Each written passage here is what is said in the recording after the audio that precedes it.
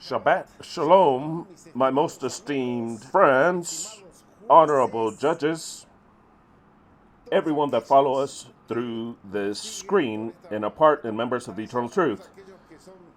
A great big greeting to each and every one of you.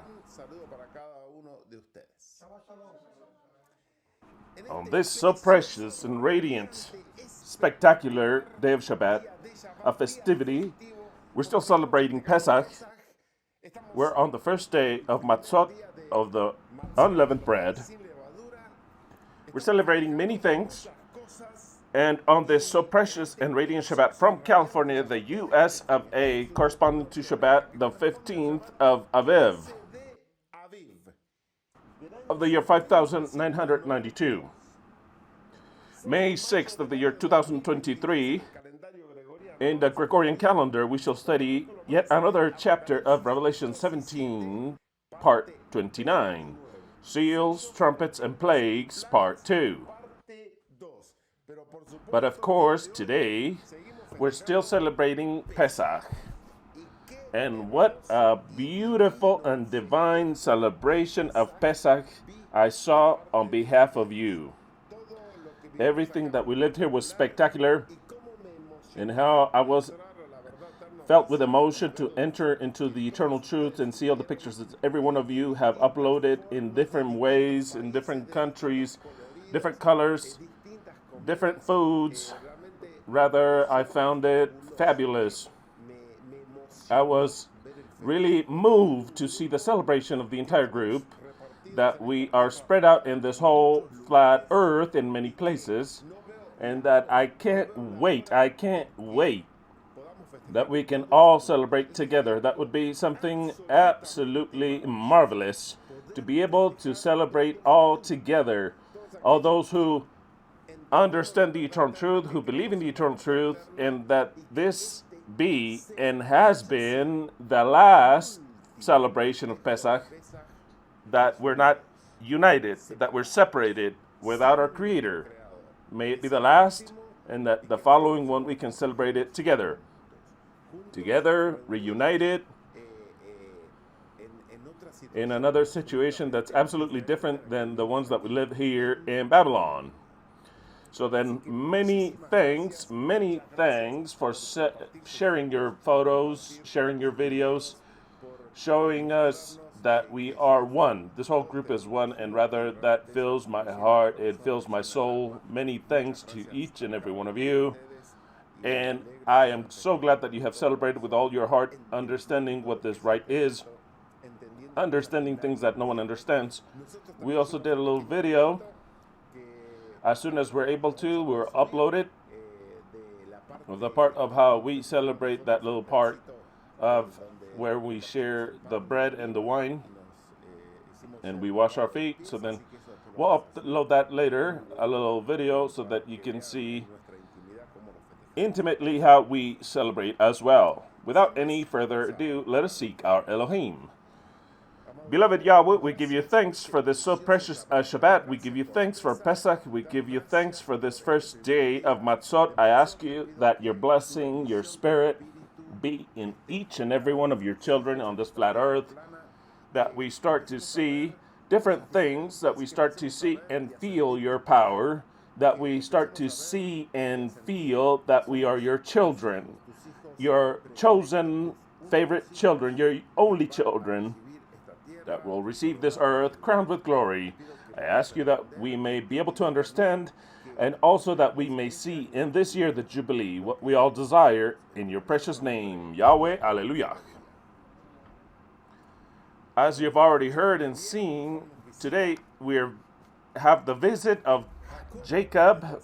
We haven't seen him in such a while, so then we're enjoying his presence today. And today, Jacob's presence, and he fixed the little problem that we had in the video that was frozen, and I don't know anything about that. There is no AI to fix anything here. Everything has to be manual intelligence, because artificial, very few or nothing. So then, good thing that we were able to solve it thanks to Jacob. I'd like to send a great big greeting to the following members that have had birthdays during this week that has just passed. Alejandro Lopez Herrera, Colombia. Carla Mari Ogando Mesa, the Dominican Republic. Erika Santos Magnolia Chaclan Zapeta, Guatemala. David Barbosa Lopez, Colombia. Gonzalo Eri Loal González, Mexico. Daniel Cifuentes, Colombia. Neoma Macedo Cardoso, Brazil. Miriam Sánchez de Sáenz, Mexico. Marta Cecilia Gavilia, Colombia. Carmenza Montiel, Colombia. Sebastián Triana, Colombia. Gerardo Murillo, Costa Rica. Emilia Delgado, El Salvador.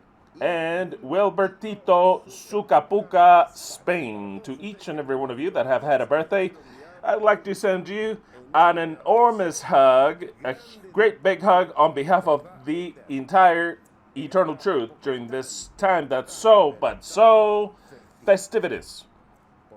Because it's not only your birthday, but also we're celebrating the feasts of Yahweh. Very well.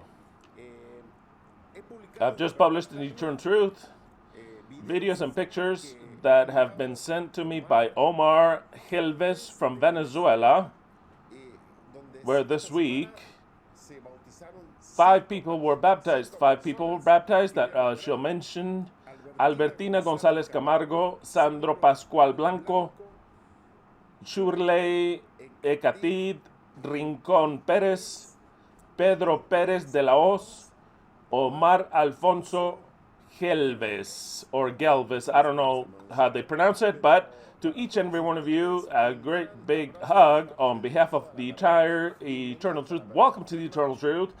They've been blessed in the name of Yeshua, as they should, and have understood what the Eternal Truth is. They were Adventists, some from true birth or false birth, however you want to see it, and they had advanced a little bit, seeking the truth in different modalities. They've gone to the Adventists, the Reformers first,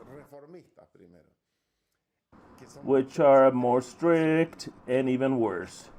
And then they went to the Davidians, and they were studying there until Omar took them the Eternal Truth, and from there they understood the truth.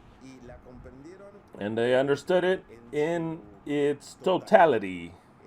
Some time ago that they've been watching the videos, and actually I'd like to give you a great big hug, many greetings and congratulations, because you got baptized in the name of Yeshua, because you have comprehended there's only one Elohim, because you have comprehended that only Elohim involves also that there is no enemy of Elohim, and that we will live here on earth, and all the subjects together they've understood. So then I found it to be very, very impressive. And the first subject they saw live was precisely of the judgment. Imagine, of judgment.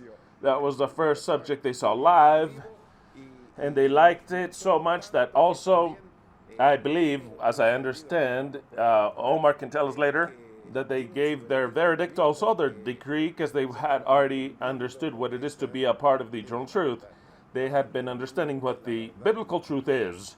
So then, even though it may be looked to be impossible, or in this advanced stage, you can understand all the truth, all of a sudden they've been baptized, and that really makes me very, very happy. Welcome to each and every one of you. Welcome Omar, welcome Albertina, Sandro, Jurli, and Pedro, and Omar. Omar I've mentioned already, but anyway, Omar, welcome to each and every one of you. Very well, I'd like to mention to each and every one of you, the old and new, that the Eternal Truth offers a spectacular service and free. That is the Consult of Angelina. If you're going through a conflict of what the world calls sicknesses, some problem that you may have, will show you to understand what is going on, what is it that you feel, how to manage the emotions, and what emotions were the ones that took you to develop what you're living through. We give you the power of healing, the power is had by you. We want to give you that power. We want to empower you. If you have some sort of these problems that I've just mentioned, which is the whole world, we offer Angelina's consult for free. Absolutely for free. I was seen with such nausea. I don't like to feel nausea. But this is not going to affect me at all. The crowning of Carlos III, Charles III. I'm going to measure my words because really the ones that are going to come out with, I mean, it'll be one worse than the other. Let's see, because Eddie's here. Do you see him? Eddie's very upset with that crowning. That is why he's showing the Argentinian flag, but of course, and not the one of England. I like what reporter said from the English reporters. He said, wow, there's more than 2,000 servants and slaves watching the crowning of their master. But of course, how nausea are those dog shit old men, and I'm still pretty relaxed. Those fucking old pieces of shit murders. I mean, I don't even want to say anything because they, I mean, I'm going to get into trouble. How nausea to see their faces, those faces, and for the people to have gone to welcome them to that king.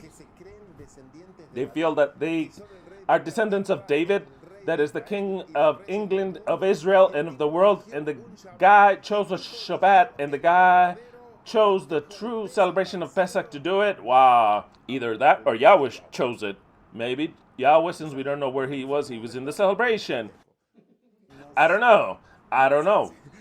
So then I get so nauseous from the face of the guy, the face of the queen, the whole entire people that were there, the sheepfold there that were with him, the people watching. It is a brutal nausea that if I start to watch it for many hours a day, I'm going to develop diabetes, I'm sure. So then I take it out of my sight and I say this: these kings of Babylon soon will fall. Let it be short and very short, extremely short, your reign, Charles III.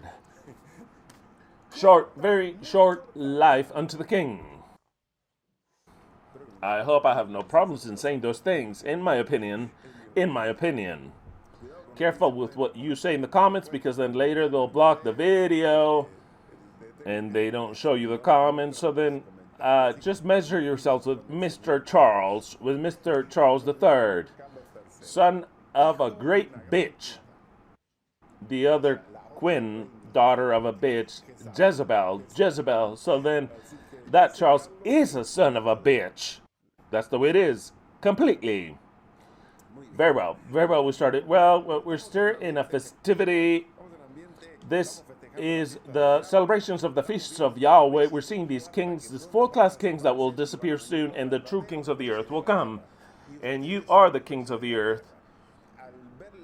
When you see the celebrations of your pictures, I say, wow, these are the kings of the earth that soon will reign, that will have a glory that is stupid, that you could never even imagine to have, never ever.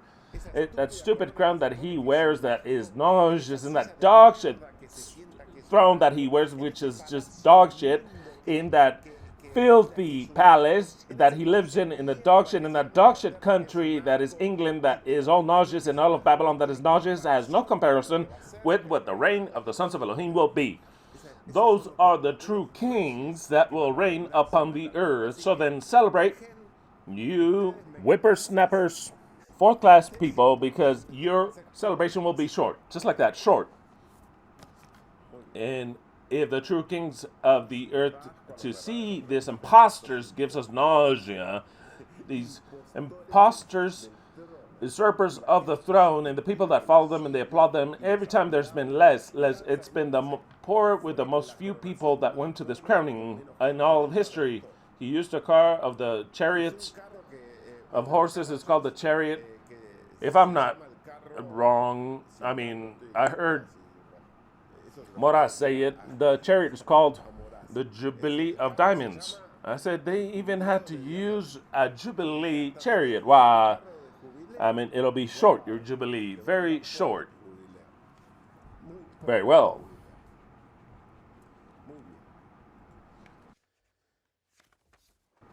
Today is a subject that's special. We're celebrating Pesach. We're celebrating the first day of Matzot, of unleavened bread.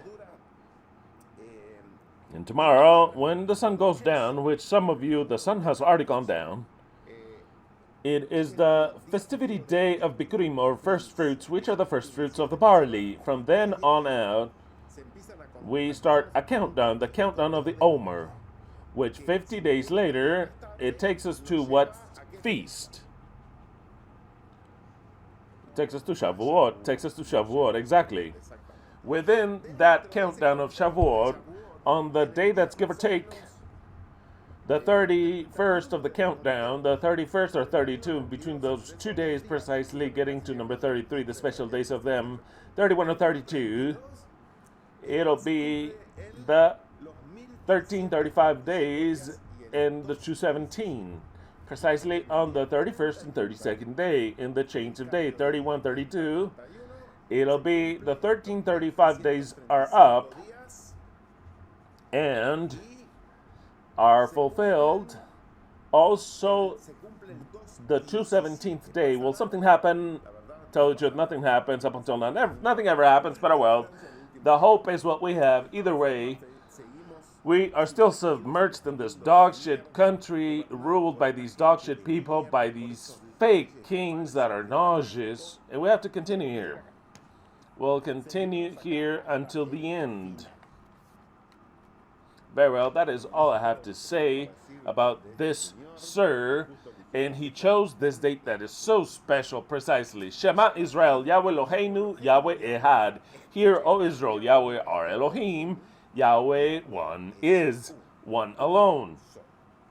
From this phrase, the Trinitarians utilize it to say that Yahweh, to say that God is one unit, because the word Ekhad is one. But sometimes in Hebrew, to say that a certain number of people are a unit as one, you use the word Ekhad. That's clear. Yahweh told Abraham, Adam says that man will leave his mother and father, will unite and cleave unto his woman, and they will be one soul flesh. Two people make an Ekhad, only one flesh. Now, when the Tower of Babel was built, Elohim says, the people is an Ekhad, one, the entire people is one. That is why from then on out, you see how it's not one, it's a conjunction, not in conjunction, it is one. In other words, the entire people is one, exactly, is one. Their tongues is one, their word is one, and they're all united. That's what it's saying. Also, when Israel got to Mount Sinai, they used the expression, and the people was one, Ekhad. But the problem that the Trinitarians don't see here is that the word Yahweh is singular. So then, if the text were to say, and even then I would not tell them that they're right, because we're talking about a text that the whole scripture says that there's only one Elohim. But when the scripture says, Shema Israel, Yahweh Eloheinu, Yahweh Ekhad, it's not saying, Hear, O Israel. No. Hear, O Israel, our God is one. It's not saying that. It's saying the name of one. Because for any Trinitarian, Yahweh is the Father. Jesus is the Son of Yahweh, and then you've got the Holy Spirit that is not Yahweh. So then Yahweh is one of the three. But never are they going to say that Yahweh are three. It is very weird for somebody dare to say that. You've got Yahweh the Father. They don't say Yahweh the Son, Yahweh the Holy Spirit. No. Yahweh the Father, Jesus, and then you've got the Holy Spirit. But the text doesn't say God is one, which God could be more than one person. It says, Shema Israel, Yahweh Eloheinu, Yahweh, the name of his, which he chose, whatever, if it's his exact same name or that he invented, that doesn't matter, Yahweh. is a person. It's not God. It's Yahweh. Yahweh is our God. It's not Yahweh, the Trinity. No, it's Yahweh, one sole person. Yahweh God, and then it says Yahweh Ekhad. It doesn't say Elohim Ekhad, which God is one. Then within that God, there are three or four or whatever you want. It doesn't say that. It says Yahweh is one. So then we discard the possibility. The possibility is discarded that within Yahweh are enclosed the Father, Son, Holy Spirit. Some will say, yes, Yahweh is the conjunction of the three, but that's the fewer people. But the rest of the Trinitarians, Yahweh is the Father, get the Son, the Holy Spirit.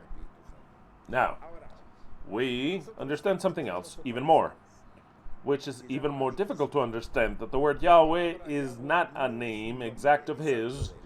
He did not give his name to be known. He made himself be known as the name of Yahweh, but even so, Yahweh means he and she.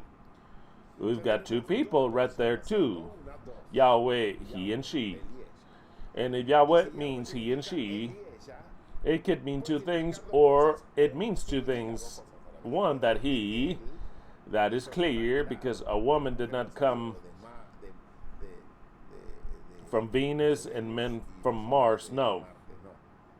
Women came from Yahweh, so that for the woman to come from Yahweh in his own image, has to have both sexes, because it says that men and woman are an image of Yahweh. So then, if Yahweh is a man, the image, the woman cannot be an image of his. It cannot be. It's an image of a woman, but not of him, which is male. So then, he has to have both images, and he says it explicitly. Yahweh created man and woman. In image of his, he created them. So, and male and female created he them in the image and likeness of his. First meaning Yahweh, he and she, he has both sexes. Second meaning that he is what is known as male, masculine, and humanity, specifically his bride, is feminine. As a conjunction of femininity, and we're already talking about as a feminine soul and a masculine soul. We're not talking about sexes or genders as you know them with sexual organs. No, we're talking about the soul. That he has the masculine soul and he made a feminine soul. So then we, even though we are subdivided between male and female, at a Elohim level, we are his woman. And he is the true male per se, and we are the woman. Also, in turn, we are subdivided in other subdivisions of man and woman, but our soul clearly, once we understand the Bible, is feminine, and his is masculine. That is why he can marry his bride, or else he could never call his bride. You understand what I'm saying? He could not call us his bride. So then we're talking about something that we cannot even capture or grasp in our mind, what it is to have a feminine soul. It's a color, a way of thinking. That is what humanity is. A feminine soul. And he is a masculine soul. That's why he can call us his bride. Very well. So then this phrase is spectacular. Shema Israel, YHWH Eloheinu, YHWH Ekhad. Yahweh, one is. And it can also mean Yahweh, he and she with his bride are one alone. With his bride. Proverbs 25:2. That is a problem that the whole world has. In some others. Glory of Elohim is to conceal the word.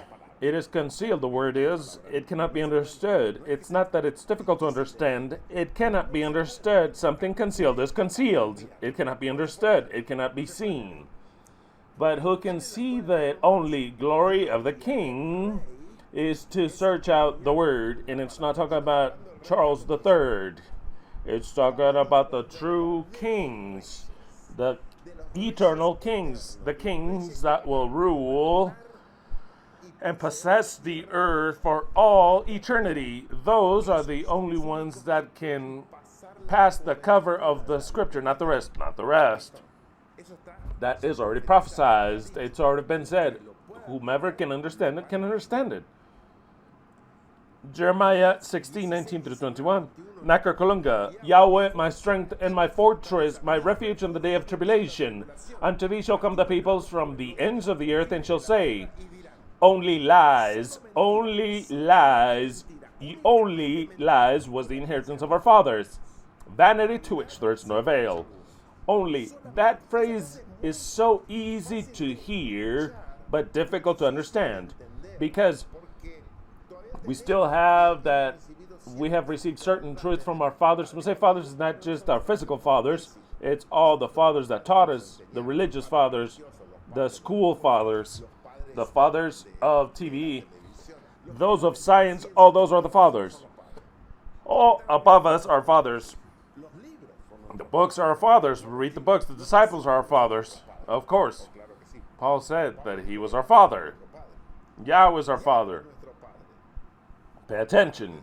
All the fathers that are above ours say only lies was the inheritance of our fathers, but no truth, none, not one, and it confirms it. It says only lies. It doesn't say the majority of it was lie. It doesn't say 90% was a lie. No. It doesn't say that. It says only lies was the inheritance of our fathers, vanity to which there's no avail. No, but it was good for you. No, it wasn't any good for you. None whatsoever. The truth did not. Was not. It's difficult to understand because, of course, I received an education from my parents that I see that it's very good now. But how much truth do I have in what they teach me? That it really helped me in this path? Yes, of course. Because it taught me what the path was. It taught me where I should not go. Taught me so many things my parents did and my teachers, per se, my religion. But when now, after having been walked through the whole path for so many times, it doesn't mean that we're there yet. Well, once we go through the path, I start to look back and I say, this wasn't true. It helped me, but it wasn't true. This was also not true. It helped me. What truth did they give me? I have to repeat like they, only lies was the inheritance of our fathers. That's why you have to be reborn. That's why Yeshua tells Nicodemus, you have to go be reborn. You have to be born again. You have to go back into your mother's womb so as to not say something else and be born again. And to be born again. But how? I cannot understand the things now. No, you cannot. Because the Spirit, to be born of the Spirit is kind of like the wind that you don't know where the fuck it comes from. And you also don't have the idea where it goes. That's how you gotta talk. Yes, I am a teacher of Israel. So then you haven't the least idea where the fuck the wind will take you. You have to be born again. You cannot learn things little by little. It is to be born of the Spirit. Once we are born as human beings, we are flesh beings. We have to be born of the Spirit. And we're born of the Spirit. Of course, we see that all the inheritance of our fathers was what? Lies. Just like that, lies. This continues. If man is the one that makes himself gods, notice well, who makes himself the gods? Man. Man makes himself gods, and the gods are the images. They are the images that the people see. In that time that this was written, the people would see images. Images of different animals, even of human beings, images of things, weird things, and that is what they worship. This is an image here. The statue of Nebuchadnezzar is an image. It's just that God showed it to Nebuchadnezzar. It's an image. So then Nebuchadnezzar loved it so much that I liked it, but I didn't like that only the head that represents me be gold. I'll make a statue all of gold. I'm going to change the prophecy of God. Is what Nebuchadnezzar tried to say. I'm going to change it. I won't be just the chest of gold, of silver, no, gold. The thorax of bronze, no, it'll be of gold. The legs of iron, no, it'll be of gold. And the feet, no, not mixed with clay and iron, no, it'll be gold, everything gold. I'll say that the whole people of Babylon worship that statue. That is an image. The images, and the images did not talk like Jeremiah says, Isaiah, and Ezekiel. The stupid people worship images that don't talk, that cannot hear. An image cannot hear. Do you understand what I'm saying? And you agree, right? How much that the image of the Virgin Mary here. Does the image of the Virgin Mary talk to you? No. Those are the images that cannot speak. That's what people say. Only lies was the idea, the inheritance of our fathers. If it is men that makes themselves gods, the images, then they are not God. That's why, behold, I shall make it be known to them. I shall show them the strength of mine arm, and you shall know that my name is Yahweh. And also keep the images in mind, because I'm going to continue. I wasn't going to present this, but since we have Rabbi Jacobson, I'm going to give you another detail that we were talking about today. Amos 3, 6 through 8. Thus the horn sound on the city without the people going into distress. Thus a disgrace or an evil befall a city without it having been provoked by Yahweh. Not allowed, but provoked, executed by Yahweh. No, nothing does the Lord Yahweh do without revealing his secrets unto his servants, the prophets. Does the lion roar, who shall not fear? The Lord Yahweh speaketh, who shall not prophesy? Malachi 2:17, that's why I've got Eddie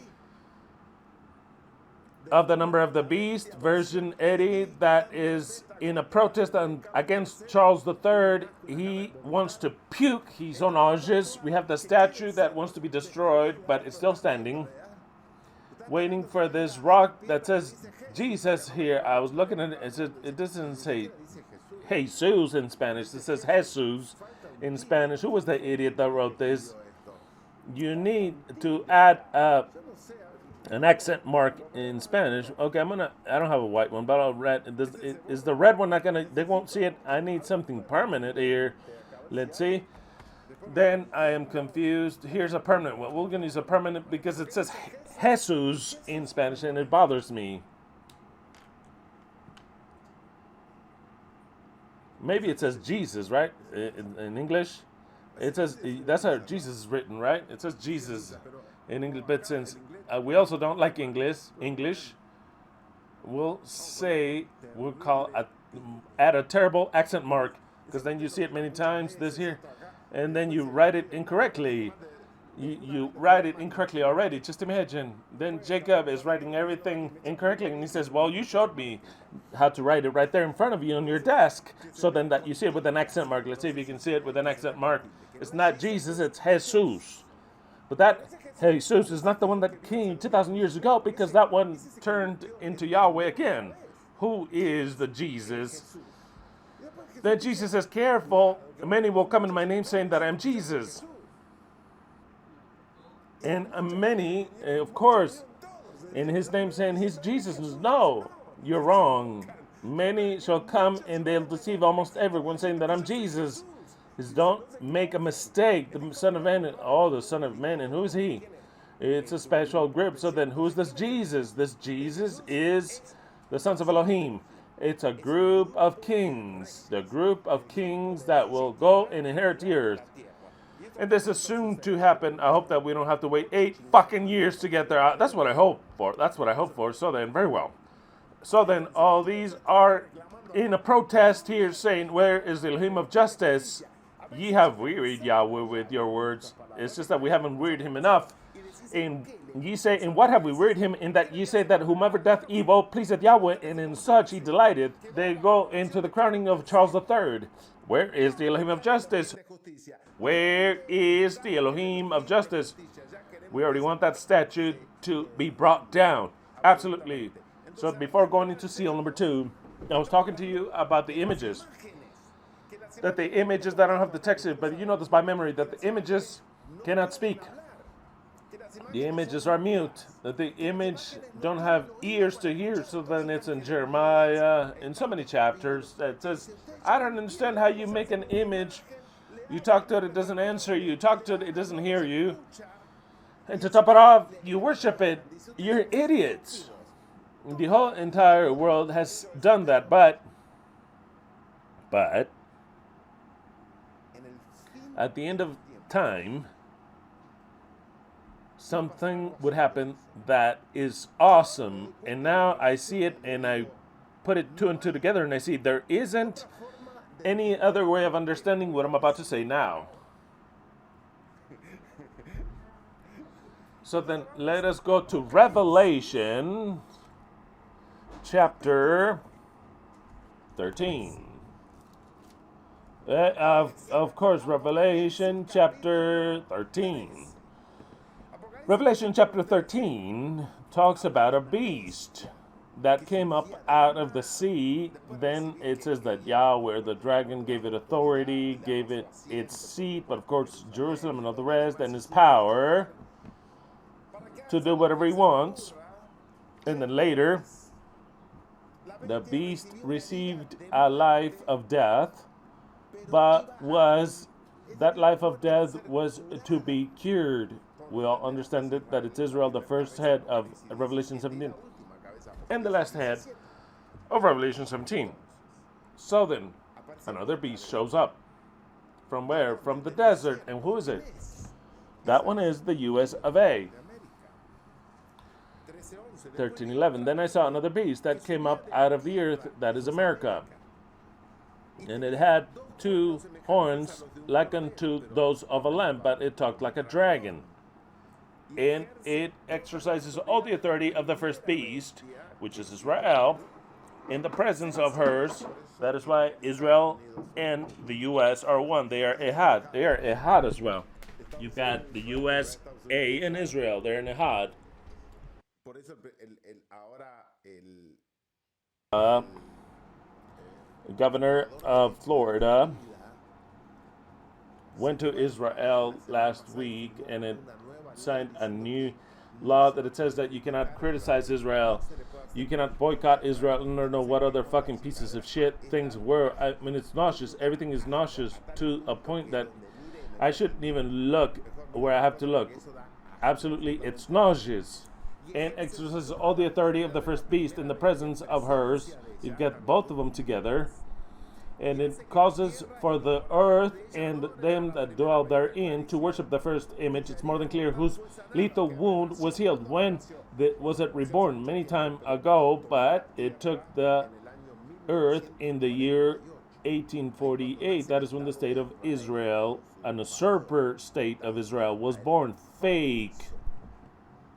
I want for this video to stay up. The true and blessed state of Israel, it surges up.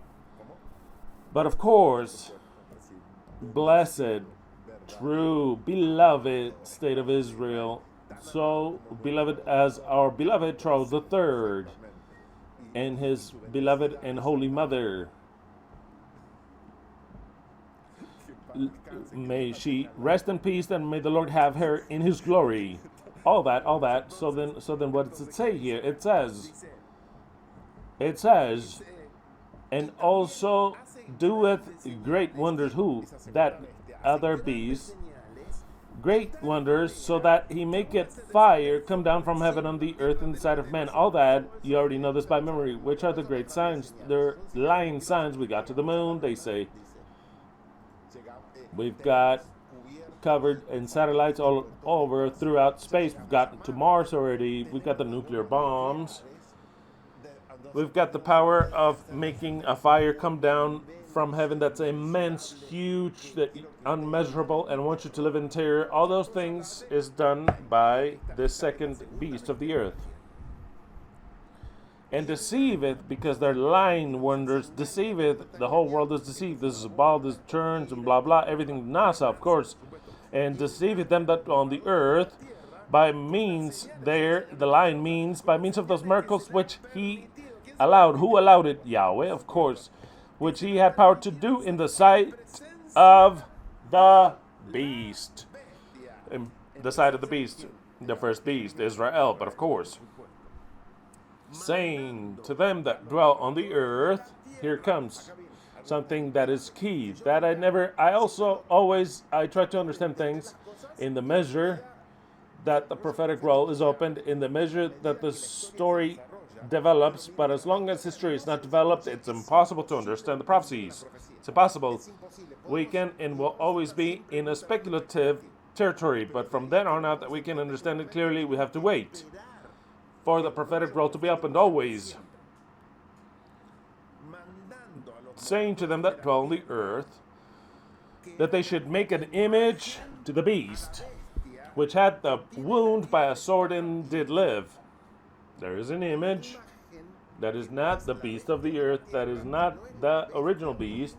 It is an image of, as it could be this image of the image of Nebuchadnezzar. An image is a creation, like it's always been talked about in the Bible. False idols or images, the same story that the people worship the image of the Virgin Mary, that the Catholics worship, of the saints, and before all the images of all the gods. Images. Now we've got a new image because the story is modernized, but it's the same story, but there is something that changes, that places it precisely that we're in the last second of the story, even with this prophecy, because it says something that has never been given before. It says, and it was allowed. Who allowed it? Yahweh, of course. Who will allow it if not?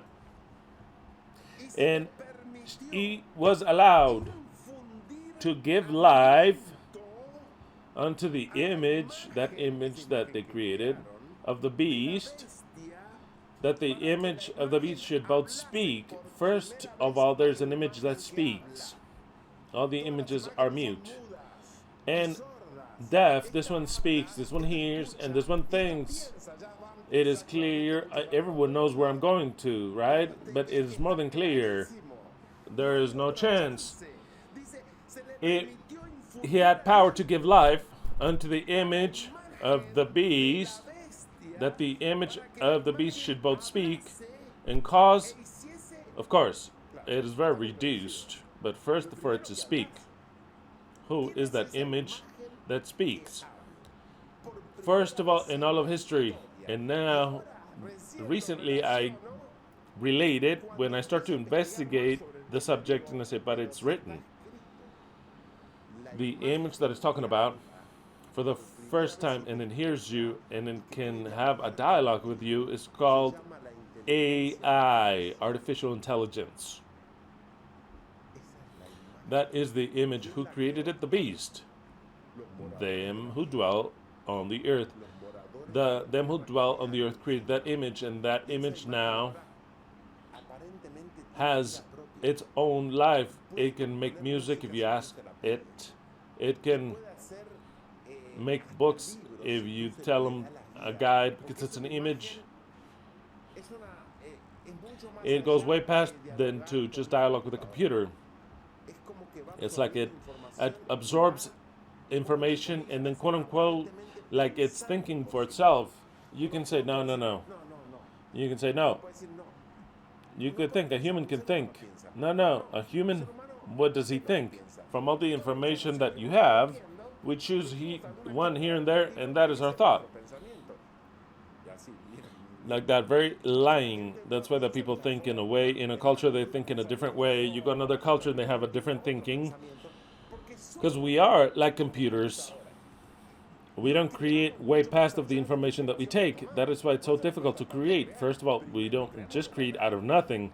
First, we learn, experience upon experience, and then with all that data, then we decide what I like, and then we have our decisions are absolutely bound to the experiences that we have. Don't tell me that it isn't. We have to change our experiences to change our way of working, or else nothing changes. In fact, it fucks us up. So then our way of thinking, per se, is very like unto a great artificial intelligence, and they give him a whole quantity of data, and it has already the capacity of taking data on its own, and it starts to decide on its own. What difference is there between that and a human being? And I say, very little. Tell it to you, it's very little. Because it's only not something cold. It's as cold and hot as a human being, that it takes its own decisions. That's why you've got those chats. The AI, I went into those chats, but I didn't ask for it, but it asked me for my address, my email, my name. And I said, I'm not going to give you any information. I would have chatted with you if you were anonymous, but I have to give you my name. Then go fuck yourself, because I'm not going to allow you to see my way of thinking, nor that you record my questions so that you know how I think, and that already you reconfigure. No, nothing. Let those idiots chatting with you, but not me. because I wanted to ask him some questions, but since I had to add my whole profile, I decided, no, I'm not going to talk to you. Just like that, I won't talk to you, and we'll treat him like a true entity. I won't speak to you. People here, the kids, their homework, they make it do it for them, and it's perfect. They're given it in the colleges that the thesis, doctorate thesis, sons of bitches make this artificial intelligence and makes them a marvelous thesis. They don't even have to break their heads doing it. They can do a whole quantity of things, that we have yet to know what that son of a bitch can do. Now the world is being guided without us knowing by those intelligences, the emails, lots of traffic, many things that have already given power to the AI in order for the AI to decide what is the best path. The presidential elections, the AI gave Trump the form of what he had to publish to win the acceptance of the people. The AI makes accounts on its own, comments that would seem to be human, that you can even dialogue, and you don't know that they're not human beings. Those are the famous bots, but now they're almost not created by humans. The artificial intelligence creates them for you with pictures, with whatever, changes your picture, and they make comments as if they were people, but just towards something, following a trend. So then they've already left the images that are mute, and we now go into an image that speaks. Here it tells it to you. What's it say? Causing them that dwell upon the earth that they should make an image unto the beast that had the lethal wound and did live, and he had power to give life unto the image of the beast. If that is life, it's the breath of life. Careful. It's saying for the first time in the history of the earth, and only until we get to the end, humans are allowed to give life unto something. I'm not saying it. The scripture says it. The breath is the one that Yahweh gave to Adam. Breath is not that it's a breathing, but its own life. So then if the prophecy says that if Yahweh allows it to give some sort of its own life to something, that it's an image, there you have the picture, the entire picture.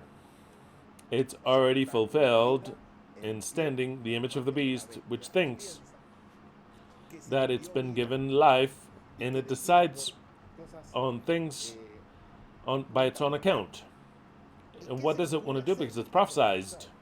What did this blessed image want to do? It'll want to do something. It'll come to mind. It says that it was allowed to give life unto the image of the beast, that the image of the beast should speak. Hold on. You already know what it says, but I'm not going to tell it to you yet, but I'm going to read it. Let's open Eastward, because I want to show you other versions of Revelation 13:15. Revelation 13:15. You see now, in coincidence with everything that we've talked about this morning, right? Okay, let's go to Revelation 13:15.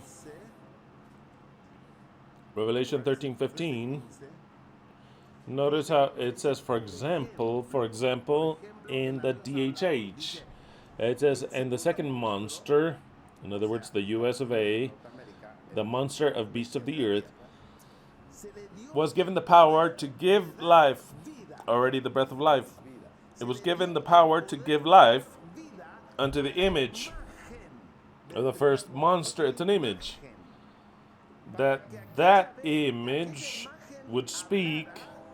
Very, very good. We'll move on. Let's go to see that New Living Translation. New Living Translation says, he was then permitted to give life to that statue. It's an image, a statue. Something physical. That statue, so that it could speak. Then the statue of the beast commanded. What did it command? We'll see it. Let's see what it says. Where was it?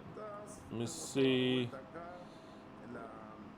I want the Jerusalem Bible, where are you? Jerusalem Bible. Oh, it's so difficult, different to mine. Well, I don't see it. Let's go to this one. Excuse me? Yeah, here it is. Jerusalem, and it was allowed to give the breath of life unto the image of the beast, that it could even speak the image of the beast. Very good. Now I want you to understand this. Let's see the simple language version, because you have yet to understand. God allowed, wow, these sons of bitches, they said it that, of course, who else is going to allow it? Some will say the devil. No, no, no. God allowed for the second monster, the US of A, to give it life unto the statue of the first monster that it should speak. It was for the first time in the world that something that has no life, an image, it is allowed to speak. And it's not that it talks like a recording, because then before you would just put a tape in and it would talk about it. I mean, talking about the time of the tape, then you got CDs and all the rest. No, we're not talking about that. We're talking about it for it to talk on its own, that you can converse it, just do this, it does it for you. What do you think about this? I think this and that. This week, the Adventist Church, the SDA, which is also nauseous, showed its first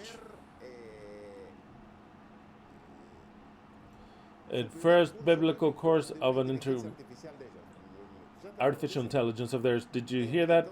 So then the Bible showed that they have their artificial intelligence and it can answer all your biblical questions. And many Adventists went into there to talk with the artificial intelligence, the Adventist, of course, and they asked. And it really called their attention that the artificial intelligence says that the creation was symbolic. I've said it from a different point of view, was symbolic, that actually they believed in evolution. Oh, yes. Oh, yes. Look it up and it'll say, I think Ariel gave it to me, of the Seventh-day Adventist artificial intelligence. Now, Chabad also had its own artificial intelligence of someone that they're not as powerful as the other one, a rabbi that answers questions for you, that answers everything about them very carefully, that it doesn't say any stupid shit that they went and allayed all the goyim. No, it doesn't say that. But they did ask of it, and very politically correct guy would avoid all the questions. But one is that you would ask him, he knew very well, says, but here in the Talmud it says that the rabbi so-and-so said the best thing that it would be was to annihilate all these goyim. And the artificial intelligence of Chabad, he says, no, but what we all want is for them to worship God. That's all a lie with sons of bitches. But of course, they'd get in trouble if they would start to say that, obviously. Okay. But the text says here, and it was given power to give breath of life to the image of the beast, so that the image would speak. We're in that point. The image speaks. It could dialogue with you. It could make homework for you. And it would cause to kill. There it is. We're in the stage that it speaks. But the one that gives the command of killing, believe it or not, is the image of the beast. That it should cause to kill all who would not worship it. And that worship is not the worship that you think of Nana. It is the one that is against her. If the artificial intelligence says we have to suppress all freedom due to questions that there's something loose in the air that's dangerous for your health, if the artificial intelligence says now the whole world has to be inoculated for this situation or whatever, and they all have to be shut in and they all have to be treated with this, if you say no, that is not to worship it, not to consent, and to cause to kill all who would not worship it, and would cause that all, small and great, poor and rich, free, and those who are not free, a mark on their right hand or on their brows. Would it be that this intelligence is not have started this whole little problem of the cup of wine? Absolutely. I haven't the least idea. Everything that has been done, I believe that the governors now they consult this dog shit to see how they should act better. Because if they consulted it to be chosen, if that artificial intelligence actually handles all the voting, let's say like that, handles the masses, also starts to handle the governments because it is what is convenient. So then all this problem that we've lived in these last 3 years, according to the scripture, has been given and ordered and designed by the artificial intelligence, not by the human beings directly, but by that image of the beast. And why does it say the image of the beast? Because that artificial intelligence could, with the power to be good, it's as evil as the beast. It's such a daughter of a bitch, just like the beast, because it was programmed to think that way. So then, since we're all programmed to think in a certain way, what that intelligence programmed has the base of this, along with this. So then, since it's got this base concealed, but the hardcore inside, internal is this, and this, then we're all fucked. Absolutely fucked. Because it's not an artificial intelligence free to think. No, it says that it's an image of the first beast. And the first beast, we know, that rules the world. And they made a virtual image that it ruled the world still, and for it to be given to it more easily. Exactly, so that we know the way it thinks. It's an image. We could say it's an artificial intelligence that's Zionist. That's all I'm saying, and I'm almost in trouble already. That's what it is. It's an artificial intelligence that's Zionist. Am I against the artificial intelligence? No. For me, it's a leap that will take it, the true kings, and will make it a lot more intelligent. That it does all the things, but in justice. That it helps human beings. That it does all the homework that have been heavy during these 600 years of human beings, so that she does them, and I'm completely in agreement with it. The problem is that we're in the presence of a daughter of a bitch that's Zionists. Nothing against an artificial intelligence, none whatsoever, but the problem is that it's an artificial intelligence, an image of the first beast, and then we're all fucked. The first beast, as always, ordered to kill, to kill, to kill, to steal, and destroy. That's what's written in this book. To kill, rob, and destroy, and spoil.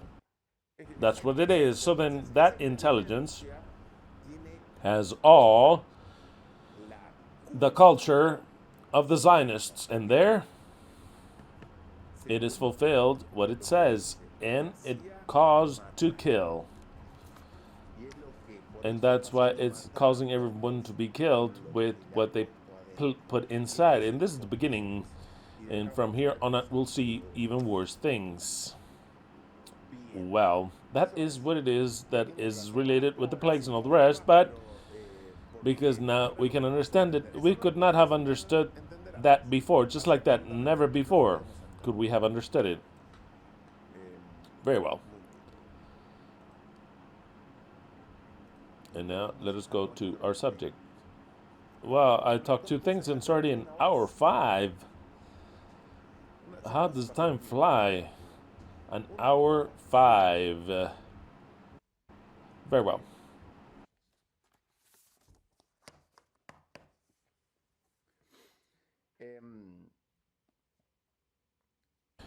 Invitational text.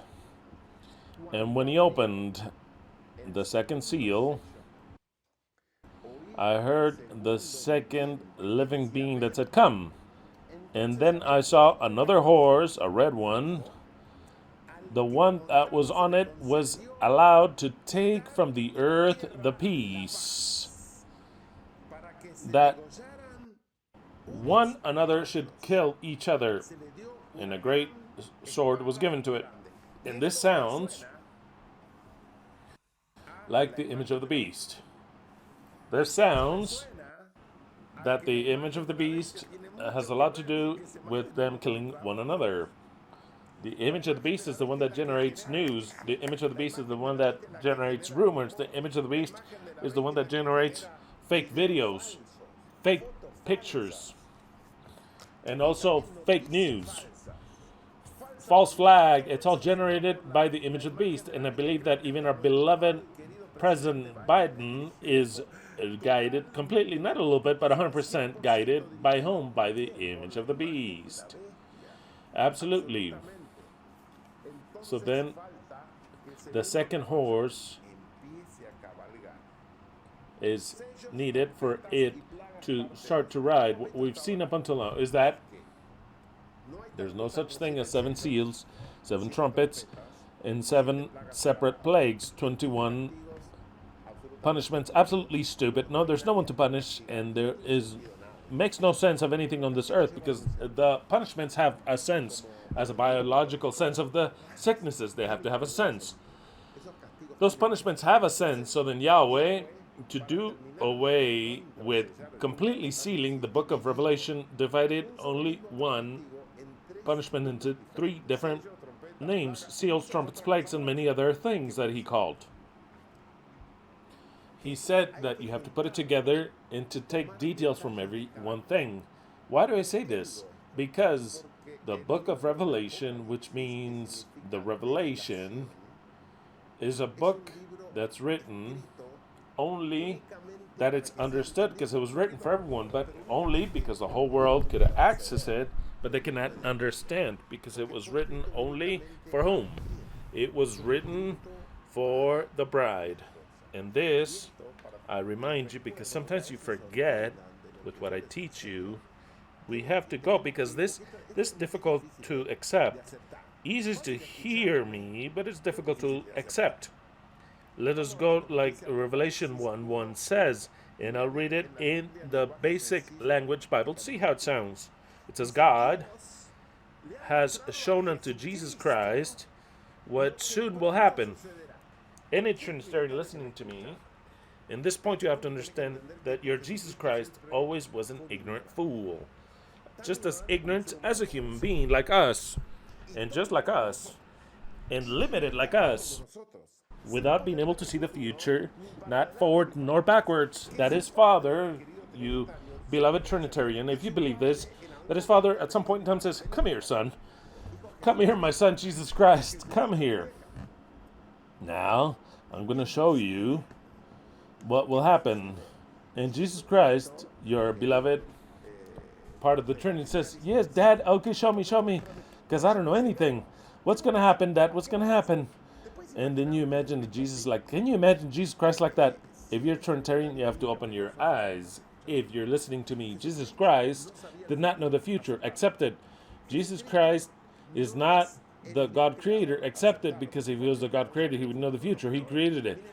What if he's going to create things, but he's not going to know what'll happen? The Father has to come and tell him, look, what you created will end this way.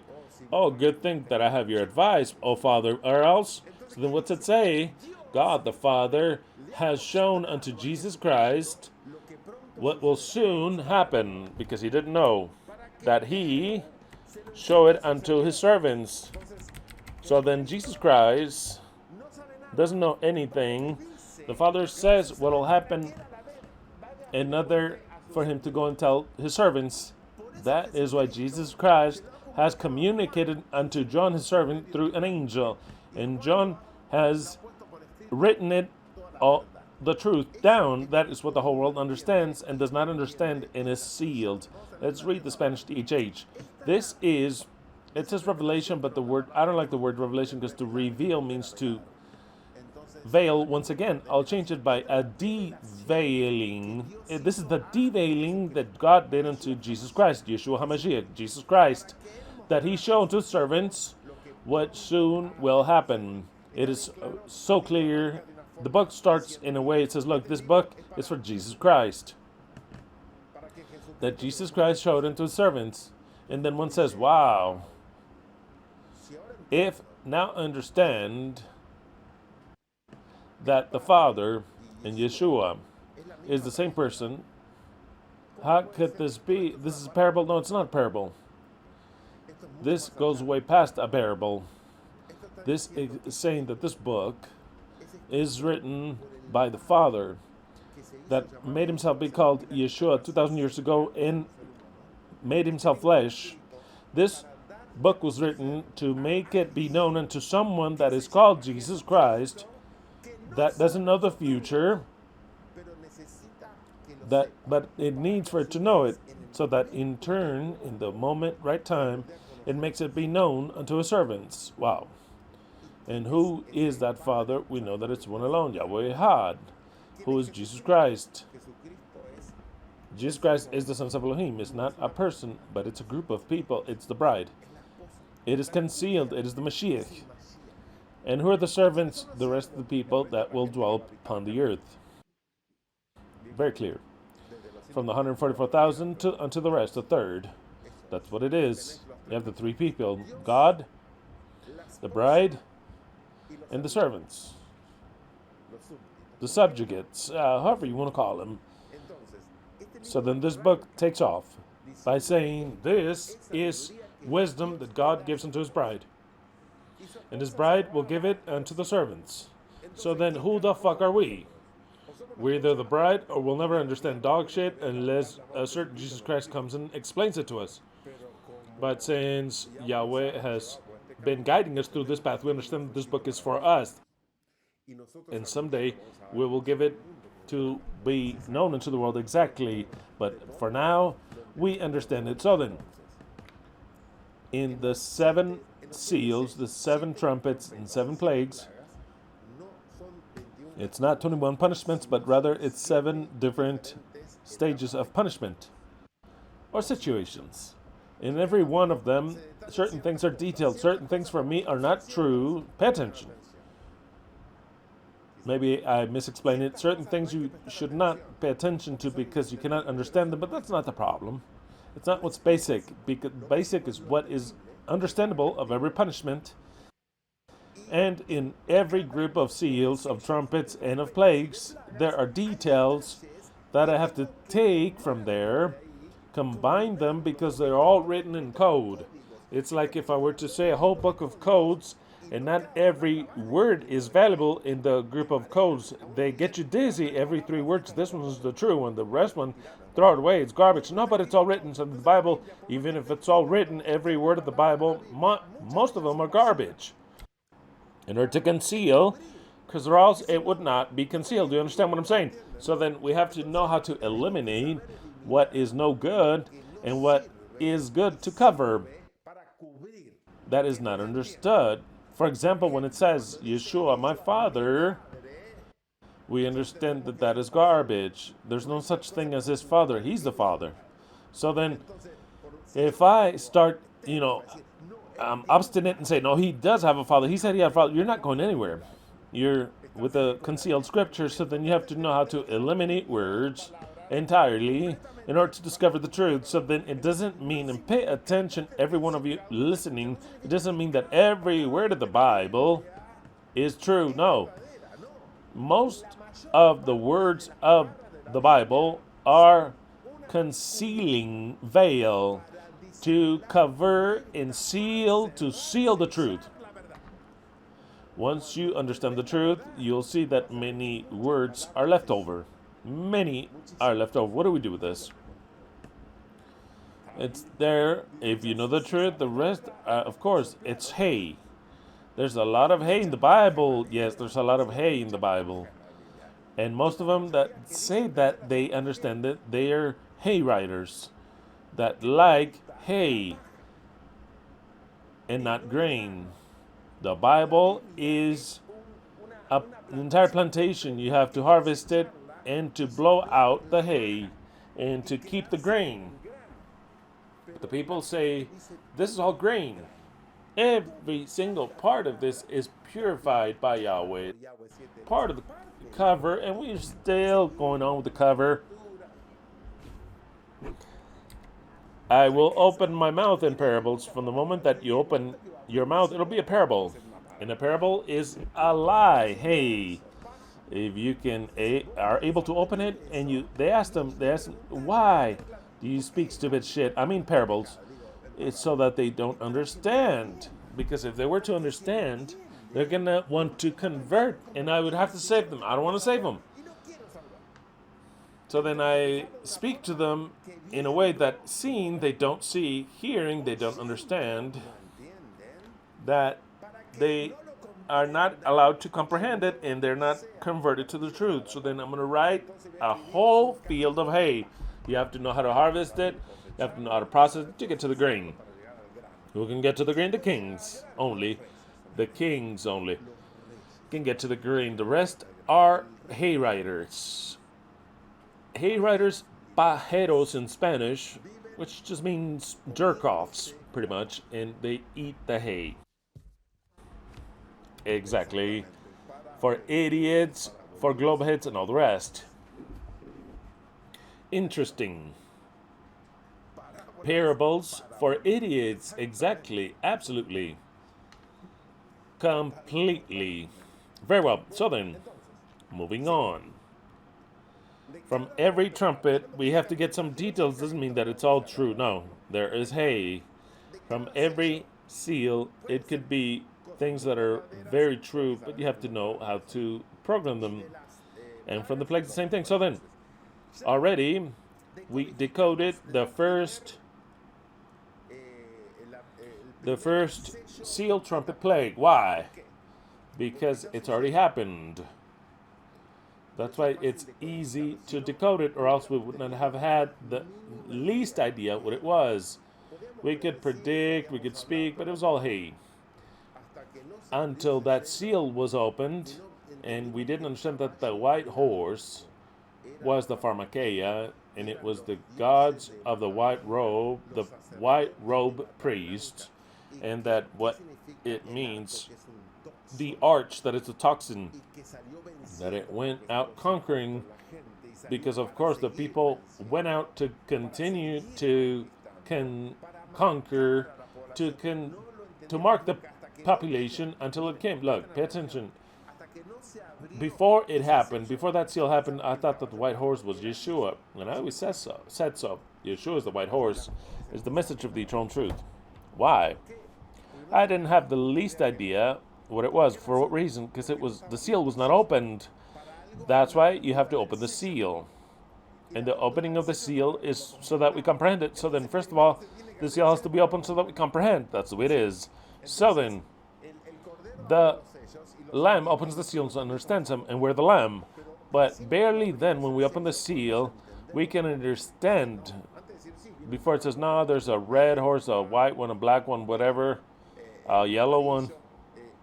But we won't understand it. What do I want to say with this? What I'm trying to say with this, the problem, I could end it here, that the only certainty that I have of this subject is that the first seal, first trumpet, and first plague, the rest, it'll all be speculation. Why? Because it's not opened. Exactly. We could speak. That's why we're here. That's why we get together. That's why we're friends. That's why it's a Shabbat. We can speak because up until now, the air is free. And it allows us to speak, and we like to anticipate, even though we don't even get close to the mark. We like to anticipate. What's the problem? But as the more you speak about a subject, when the act is produced, that is where you understand it. If you never speak about a subject, you'll never understand. On the other hand, this is written for us, so then we're going to try to understand, to see what the word says. Written for us. First seal, I've given it already, but I'll give it to it again. This is the only one that we have here.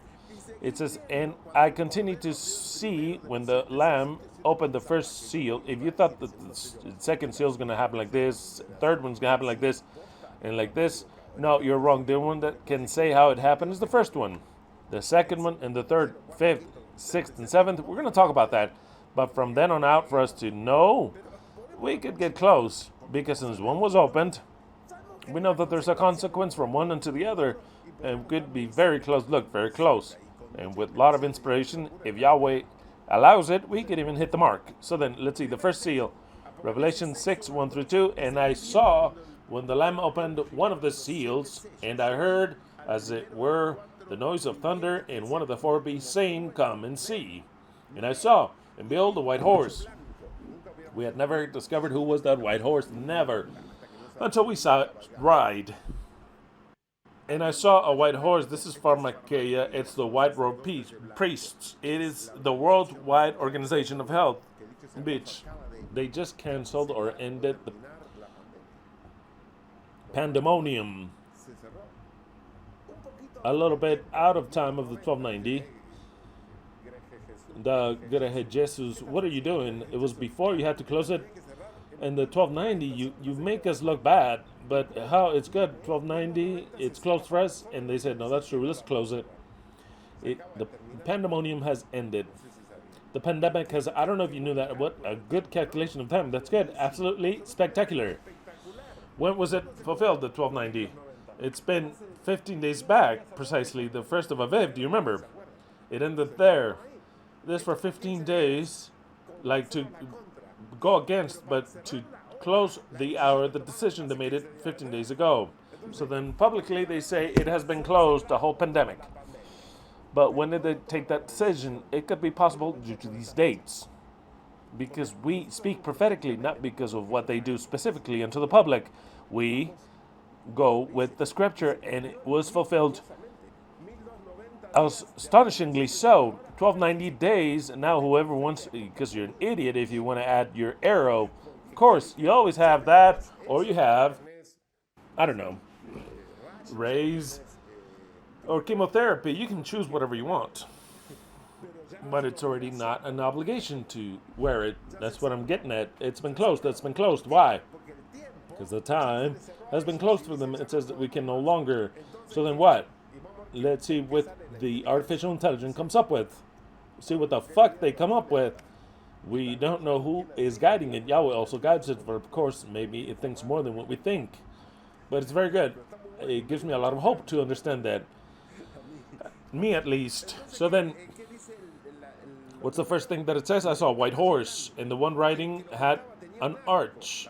It says toxon in Greek. I would never have understood it because toxon is an arch. But if you research, it could be a poisonous one.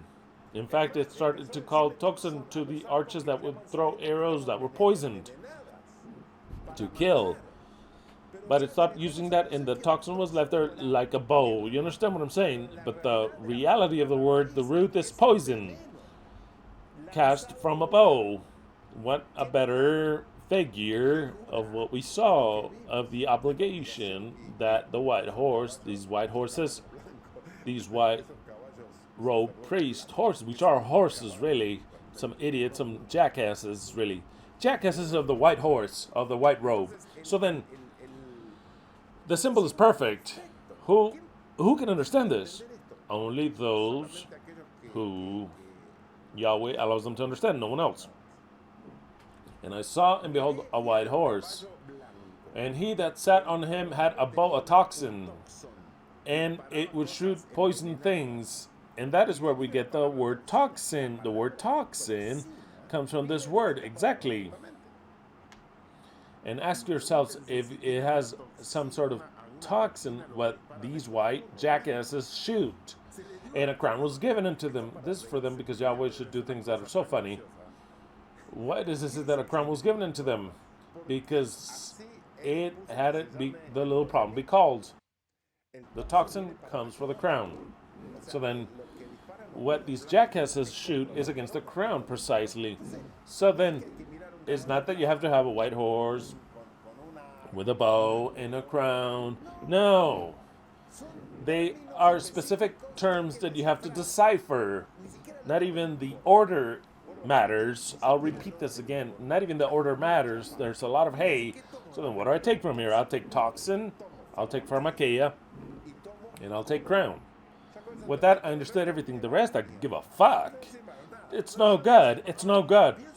I think in a crown that they... No, you idiot. Don't be a fucking idiot. This is what it is to understand the secret that is written in the Bible.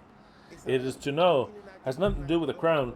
Even if you imagine it had a crown, it's like hints. You've never seen a story that you gotta get hints from. Exactly. They're puzzles. Riddles. So then they'll imagine a crown. These Christians do. No, don't imagine that.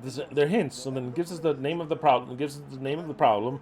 It gives the solution that they'll give those with the white robe.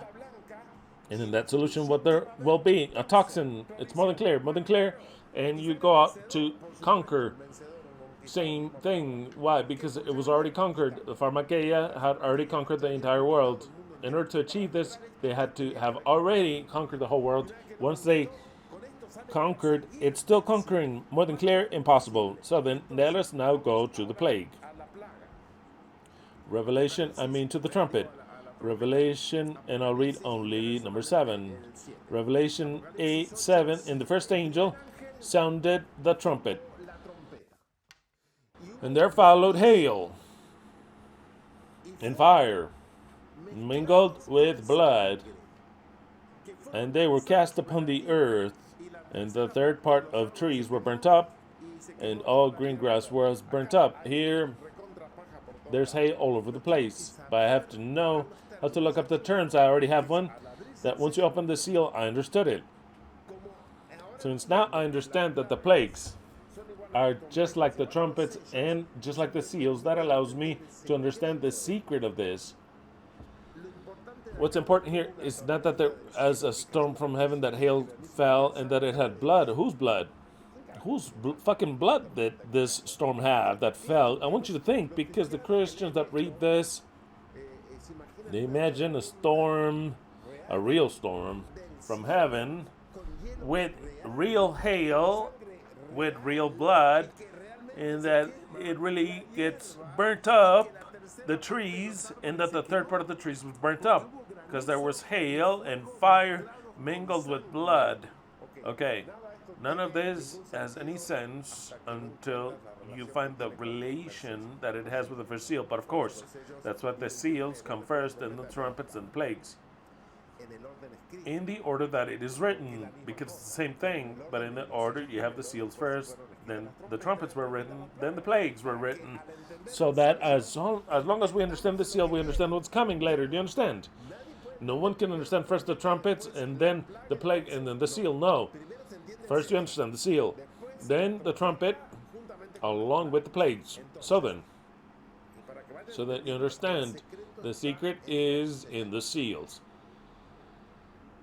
Once you open the seal, it allows you to understand what the trumpet really says and what really the plague says. You cannot understand it without opening that seal first. You cannot understand what the trumpet and the plague say. You can't understand it. You have to open the seal first. Imagine how stupid it would be for us to understand the trumpet. The seal hasn't been opened. It's impossible because it's sealed precisely. So then it's all symbolism. The seal means now it'll be opened and now you'll understand it. Before you couldn't. You understand what I'm saying? Okay. So then it says the first angel sounded, and there followed hail. Hail like ice. This week someone told me, notice that the first dose of the arrows, they all came in ice. You have to keep them at a temperature. It was the first one. They would spread out. Do you remember? They all came in the plains because you had to keep it at such a temperature. Even the symbol, it came like hail, you see, like hail. And then they said, it doesn't, it's too much trouble. It was all lie, because it was all lie. It was all stupid shit, because we're idiots, really, not me. Them. They're completely idiots, because first they tell you have to keep it, 70 degrees below zero. And they said, you know what? You can keep it at room temperature. The year... It has been passed. Use it either way if it's been expired. I'm telling you the truth. It's all stupid because people are stupid, completely stupid. First they said, first has to be, I don't know how many degrees below zero because they had secret things that would get ruined. And then they said how much they were spending, that it was not convenient. And then said, you know what? Just put it in your fridge and then wherever. Just wherever. They don't get ruined. Wasn't it that it got ruined before? Hail. It was hail. Freezing hail fell mixed with blood. Wasn't that the hail mixed with blood? It's all symbols. I have hail, ice. I've already related. That is, if I do, it's the least important, but blood. So then now I understand the seal tells me that the pharmakeia comes with a toxin. That toxon is for a crown.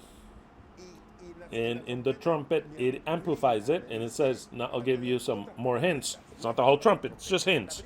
Grab the words, it goes into the blood. So then I start to see, I say, oh, of course, pharmakeia, white horse, white robe priest with a toxin that it goes into the blood. Perfect. And then, by the way, we give them ice. You have to keep them cold. We put the ice and cast upon the earth. But of course, they were all cast. The whole campaign of Trump called it, was it called Speed War? The first one, it says, I'm going to even have the army to help that they all get their dose.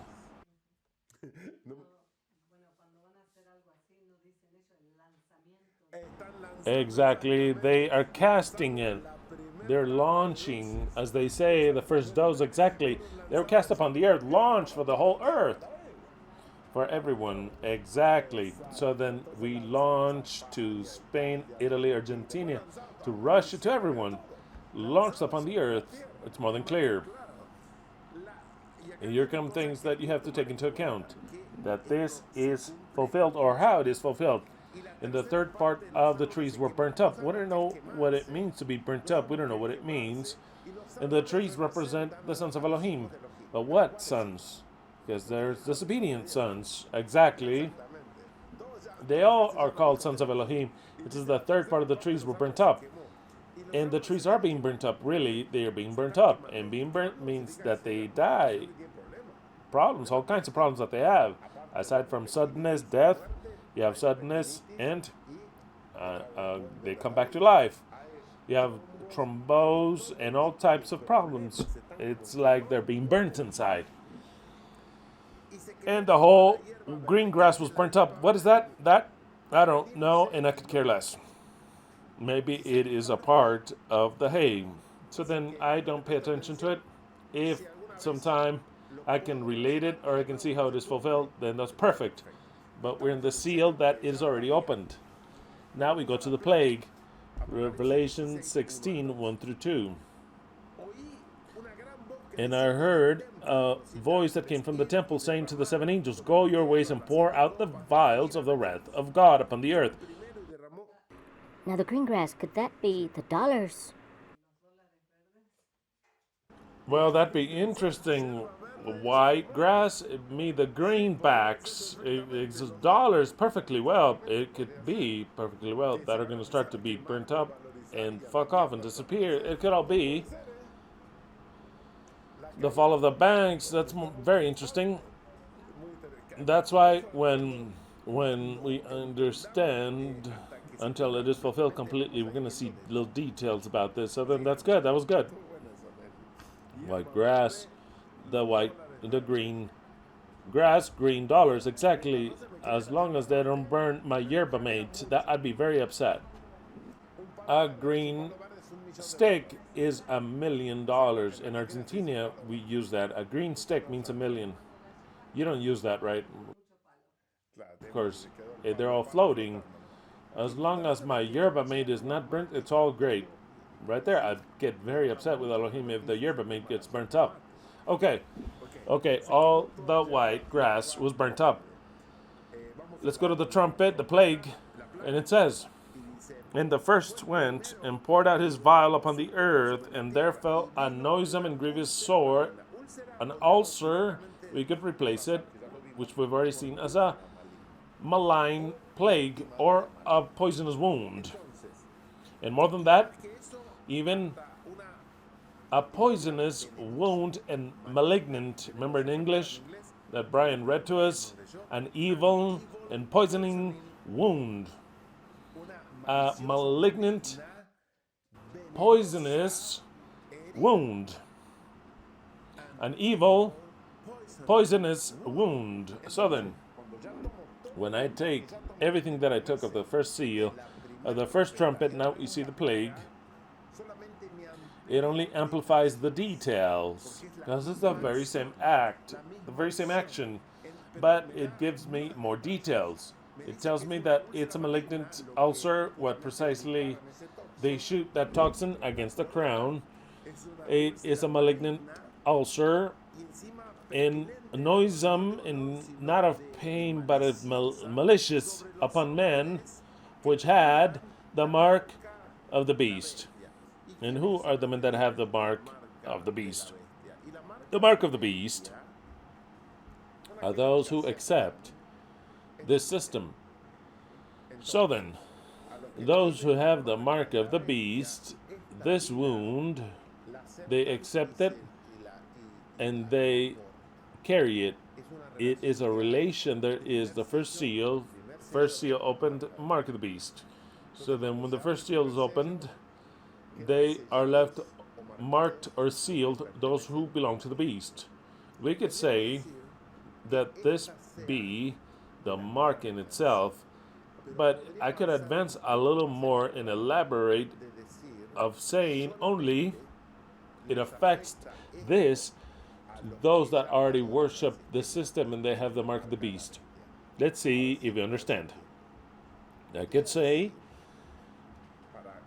I don't want to confuse you, but I want you to think. We have to think openly and outside the box. Does not mean, if I were to say that it is this, the mark of the beast, how do I hold it? But if I say that exclusively it's this, if someone were to come and says they grab me 3 and 4 and forcefully they place it inside me, then forcefully I would say I have the mark of the beast. I never wanted it. They placed it upon me by force and I have the mark of the beast. In my mind, it doesn't work that way. It doesn't work that way. This is not in itself the mark of the beast, but the way the text says, the ulcer or the wound comes upon those who have the mark of the beast. So then, what am I trying to say? How can I relate one thing with another perfectly well? Those that go, and they go in one way or another, or because they want it, already before placing it, because they want it out of need, because they want it out of protection, that decision is the mark of the beast. The mark of the beast is the accepting of the pharmakeia. Because if you're completely against, you're not going to use it. So it doesn't matter, I'm going. So then even if they inject all the times, I don't have it because I don't have it. Because you violated me, but I don't want to have a relationship with you. You can rape me all the times you want, but I don't want to have anything with you. Now, if I lay with a person because I want the job, because of the pleasure, that is something else. But out of rape, I don't have it.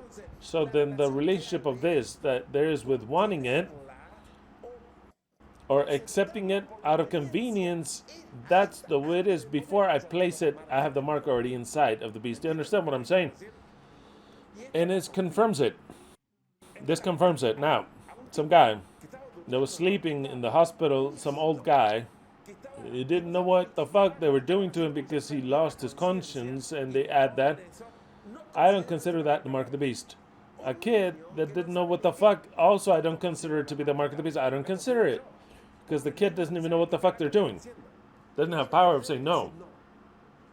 That's what the father does, or the mother. They take him and they add it. I can't say that it has the mark of the beast. I can't say that it's got the mark of the beast. The mark of the beast is born with the desire of having it. Now, if a child, like I've seen cases that they say, go ahead, no, I'll buy you a PlayStation. Okay, I'll allow it. Then, of course, he decided. First, he said no. You understand what I'm trying to say, right? It's understandable. If a newborn baby, how can they mark a newborn baby if the baby says, but hold on, I can't even speak, and you tell me that I have the mark? Go to the bitch that bore you when the baby grows up and says, you did what? You circumcised me, and you didn't want. I want to kill all those sons of bitches that circumcised me, not me. Okay, I uncircumcised. But if a circumcised baby wants to recover that part of himself, of course he has the right to annihilate the whole world because he's marked when he never asked for that. Now, if you are of the pharmakeia, sons of bitches, Palacios people, and Palacio says, You have to enter into the covenant with Yahweh. If you, with the two lights here, that dog shit son of a bitch, everyone that's listens to Palacios can go fuck off unto the bitch that bore you into hell itself. I'll place you there myself. That son of a bitch and their fucking followers. And then son of a bitch says, if you want to enter into the covenant with Yahweh, and as long as I go by the Torah and I go like this, and I don't worship it, I'm just respecting the name of Yahweh. I will be in charge of you entering into the covenant. If you do not circumcise yourself, you don't enter into the covenant with Yahweh. And I can make it easy for you because I'm a doctor. And that son of a bitch does thousands of circumcisions. What a son of a bitch. Tell you the truth, I have no other words than to insult that dog shit person. Son of a bitch person that has to be disappeared from this plane for 1,000 years. Has to disappear from this plane so then if a child is circumcised, they don't have the mark of the beast. It is the mark of Israel and of the beast. That's clear. But for me, it's not valid because they didn't ask for it. They didn't accept it. It was not a member of Palacios that comes and says, yes, my beloved Roy. Roy, they called him, right? Roy. They call him Roy, the rodent Palacios. My beloved rodent Palacios. Cut that piece off. Cut it off. Because I want to enter into the covenant. The only covenant that you're going to enter is the covenant of the Shabbat, which are 1,000 years of rest. And I'll be in charge personally that you enter into that covenant. The covenant of the rest of 1,000 years. That's where you're going to enter because you're a son of a bitch. You and those who accept that dog shit. Now we move on to the mark of the final beast, which is this. Only it's valid for those that say yes. I need to travel. I need to stay. I want the paperwork. I want to play a tennis tourney. I need it. I don't like it. I'm against this, but please put it on me because or else I'll lose my job. I won't be a pilot. I'll lose my dog shit job. But that's the only thing I have and I lose it. So then I accept it. I don't want it. And then the other one says, where is it? I'll be the first one there. I need more arrows here. You see how they're all the types of people that were complaining. Why aren't they sending more arrows? How unfair. Those politicians use it first and they don't leave anything for us, the people. We want more arrows. You got those two people. I was watching a newscast that says Bolsonaro that had two arrows. As it turns out that now that he's in the US of A, he's no longer a president. He says, I don't have anything. He says, he was never inoculated against the cup of wine. And they said, how? If you have the certificate of two. Now they went into the offices of the doctors where they did the certificate to investigate everything. There are problems with that. Tell me how it goes because I don't know the last news, but they're telling me that the Brazilian president, he got false certificates. What a son of a bitch. What a son of a bitch. Because now he says that he's anti-toxin. And they asked him, but you don't have two? He says, no, I don't have any. Actually, I don't. What a son of a bitch. What a son of a bitch. And all these politicians must have done it. Oh, yes, of course. I mean, that one, what a fucking idiot. This guy, I mean, many said, can you give me the certificate? Just make it, just print it out. I'll give you these dollars and do it for me. But how can they prove it? Of course, they have to analyze the blood, and then we'll see if he has it or not. Then they can see it. But a proof, the doctor can add it, and they drop it on the floor, and that's it. It's over. They have everything. How is it going to be proven? The guy has to be there that has something inside. Wow. Okay, and if that were true, and then Trump did the same thing, and you know how people would get angry. No, they'd grab a huge sword for them to burn everything down, and for Rome and Babylon to burn and everything. So then, where are we on? We are in that. We are in the. I want to clarify that of the mark. The mark is not the product itself. Is that clear? The mark, if I'm go to the dentist that I haven't gone to, If I go to the dentist or one of you has gone and they had part of the mark in the product that they added, that is not the mark. It's kind of like you can drink poison and it's not the mark. You can make a bad decision and it's not the mark. The mark is precisely this against the cup of the wine, 19. And it's not the product itself, but to allow yourself to be marked. Do you understand what I'm saying, right? Okay. Another example I'll give that's surprising. If for some chance some guy goes into jail, whether he's guilty or not, let's say he's innocent. He goes into jail. They don't ask you whether you want this or not, whether you accept it or not. They'll add whatever they want, and then they say, if you want, or else they won't even tell you what it's good for. They say, just get naked and fuck off. That's it. It's over. That guy doesn't know what it was added and has the mark. In my point of view, he does not have the mark. The mark is when they say, I want that because of this motive, in order to not lose this, to obtain this, or because I want the protection. That guy has the mark. Okay. I hope that is left clear. It's not the product itself. Even it's a poison, but desire of obtaining it. That's why the text says, I'll read it again, so that it is very clear. Let us go in the Spanish RV 1862. And the first angel went and poured out his vial, his cup, upon the earth. And there fell a malignant and grievous plague, spectacular, fell upon men which had the mark of the beast. Apparently the plague, which is poured out, comes out upon them that already have the mark of the beast. Do you understand what I'm saying? So then the mark of the beast is here. Who marks you? Just like the seal of Elohim is here also. So then the mark of the beast is already a decision pre-made. And in some point in time, it comes to light what that product has.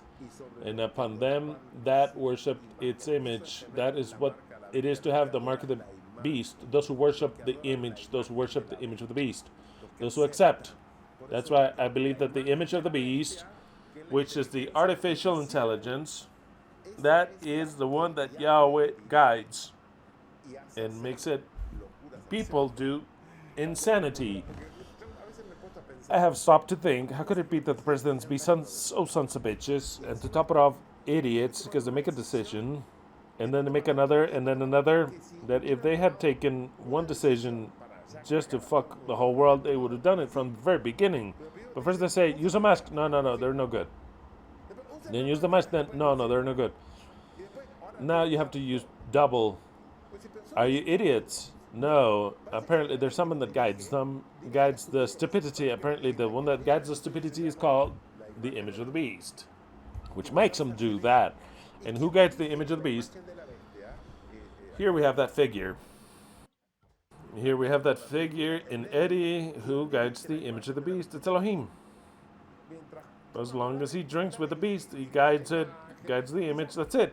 In fact, even more imperceivable, it's impossible because that's so stupid at decisions between themselves, stupid decisions. It would have been great for them to say, well, good for them, not for me.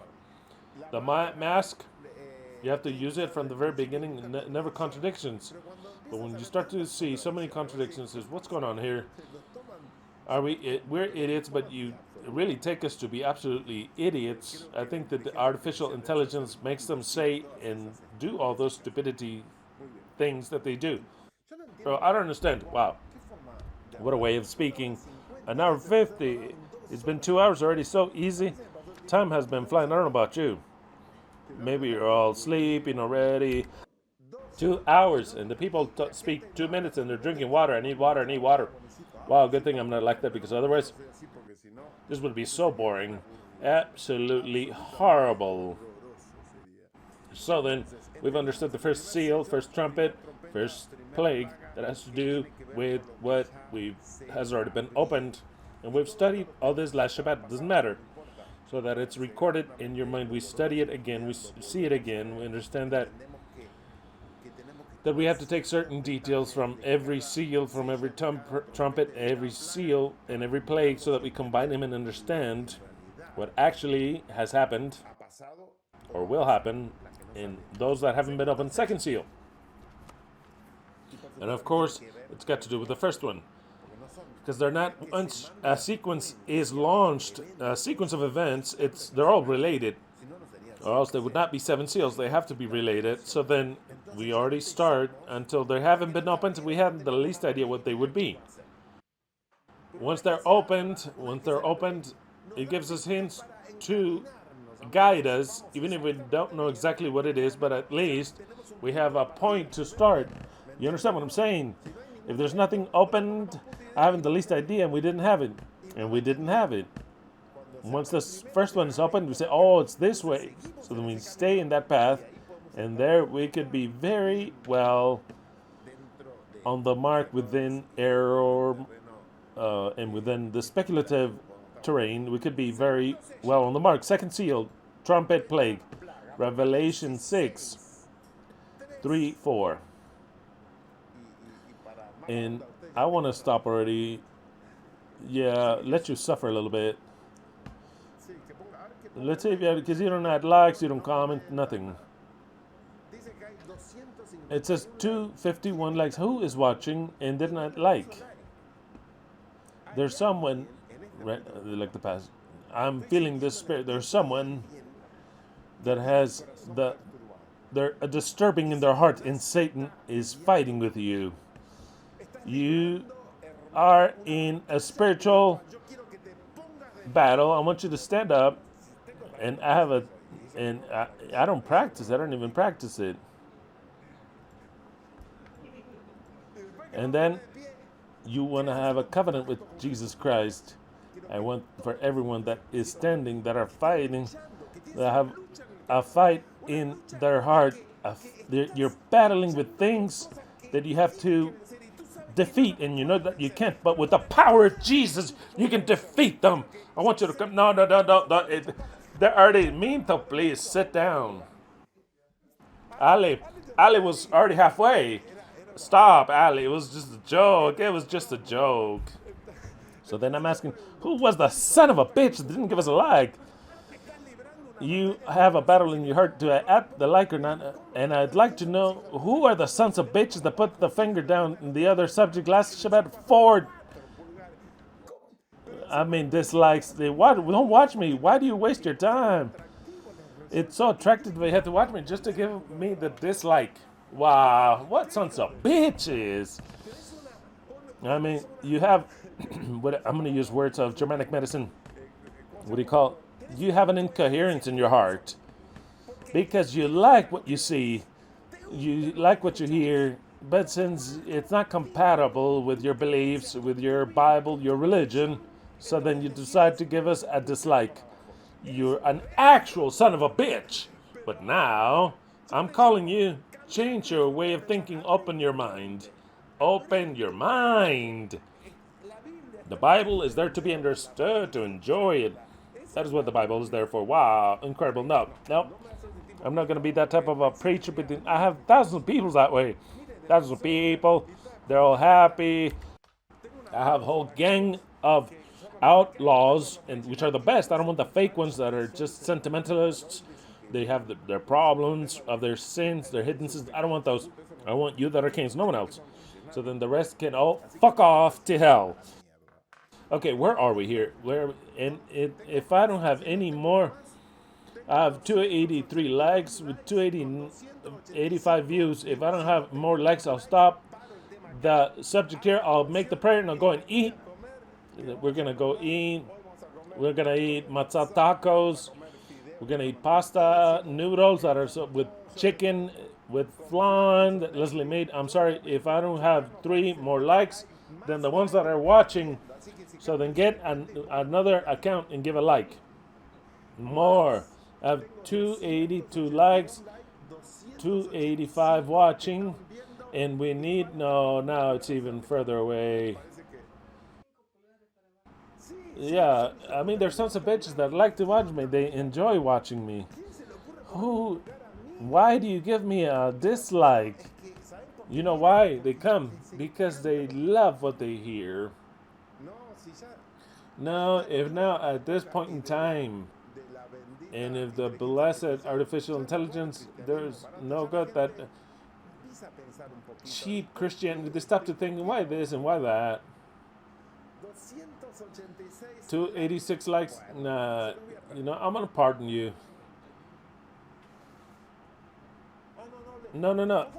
Give me that little bottle. Brian, it's outside there. That says Casillero.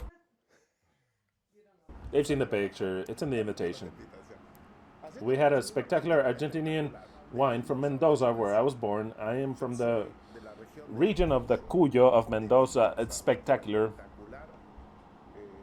All of Argentina is spectacular. It's all. My sister was born in Cordoba, San Luis, and San Juan. Mendoza, San Luis, and San Juan is the region of the Cuyo. But today we're gonna drink a Chilean wine, which is of Concha and Toro Company. It's suggestive. Concha and Toro. And it's called the Reserva Casillero del Diablo, of the devil. I was watching this soccer game, and the propaganda of this came up, and I'd already bought it. And I see the propaganda, and it says, a wine so special that even the devil protects it. I don't have the voice of a radio host, but such a special wine that even the devil protects it. Drink Concha en Toro, Casillero del Diablo, the devil's own locker. Look, Argentina, Chile, and California has the better wine than France, second. A second. You understand what I'm saying, right? Chile, Argentina, and California first. France, second. Like in the World Cup, France, second place. I have to explain it, or else no one understands. Exactly. The second one, I mean, fuck off.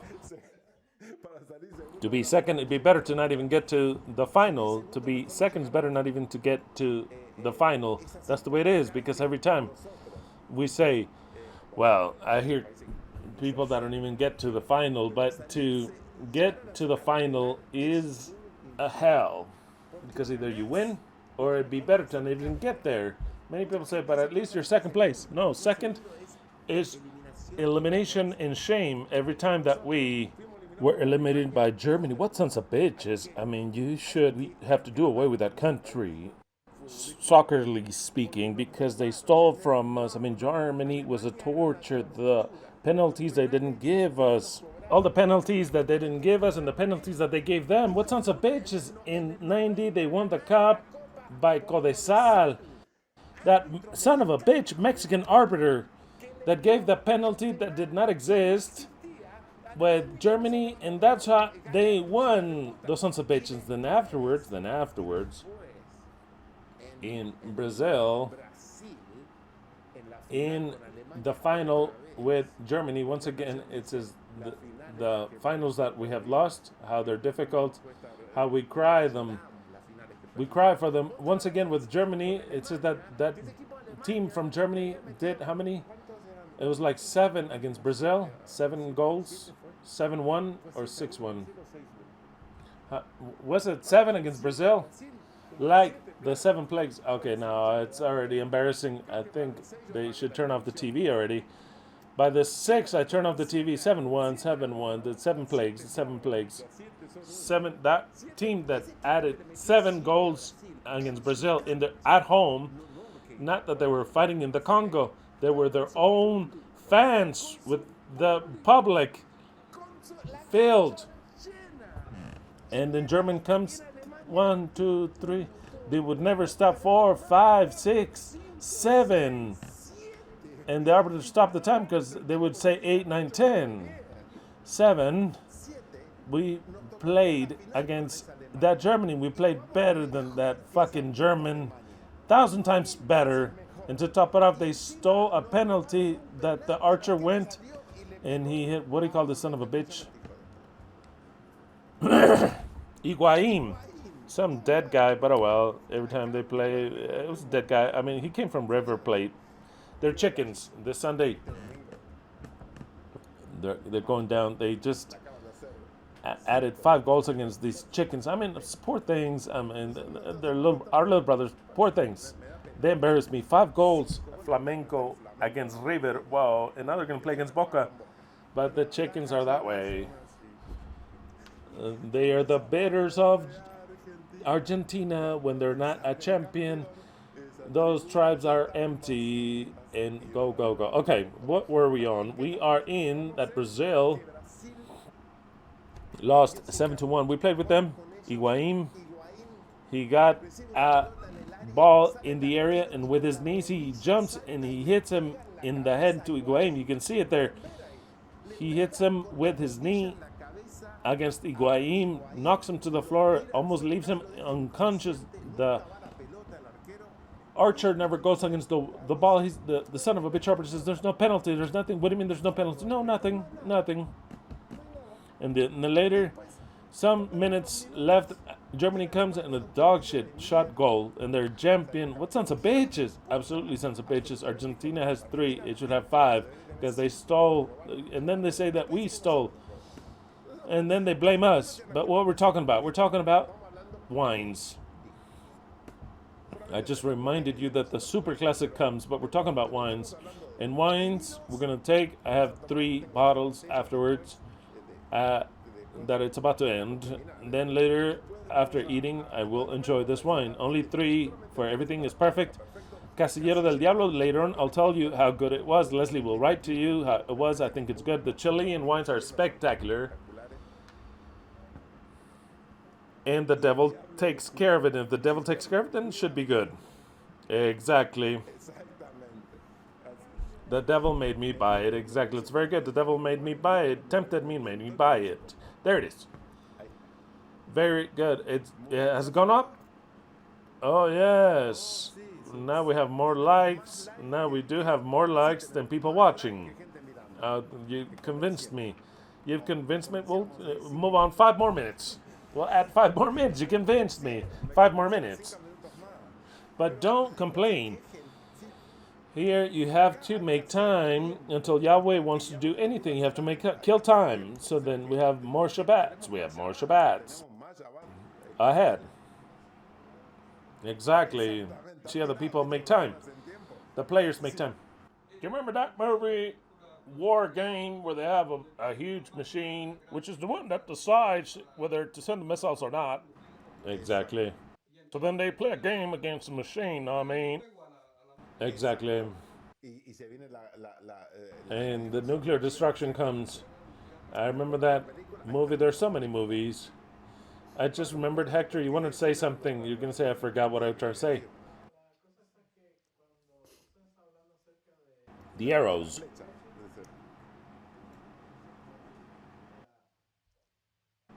To obtain it, right? They were dying to have it. Exactly.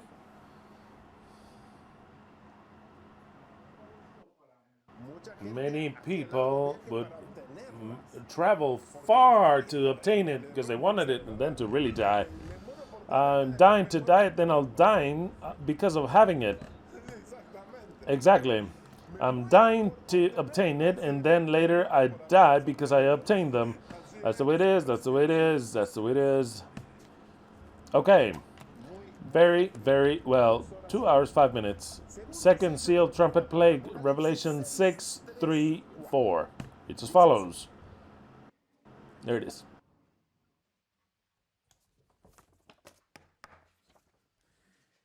And I saw the 7 angels that were standing before God. No, what am I reading? That wasn't it. Pardon me. That wasn't it. Revelation 6:3-4, I said. Revelation 6:3-4, Jerusalem 2001 reads as follows. And when he had opened the second seal, and we get to the invitational text, right? Was the plague or the seal? The seal, the seal. Okay, good, good. Or else, then I have problems with Leslie. When he opened the second seal, I heard the second beast say, "Come." And there went out another horse, a red one this time.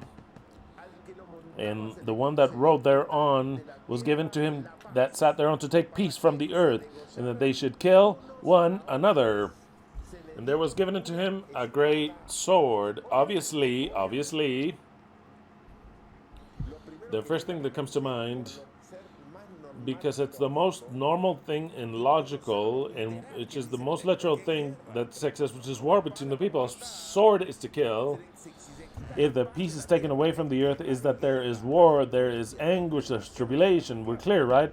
Or else we're at peace, because we're either a time of peace or war. So then this seal, unless it has something surprisingly hidden, it makes us understand that it is a war at a level of countries, at a level of individual and civil also, because it says that the red horse, when the seal is opened, because of course there's no horse, there's no horse, it's symbols.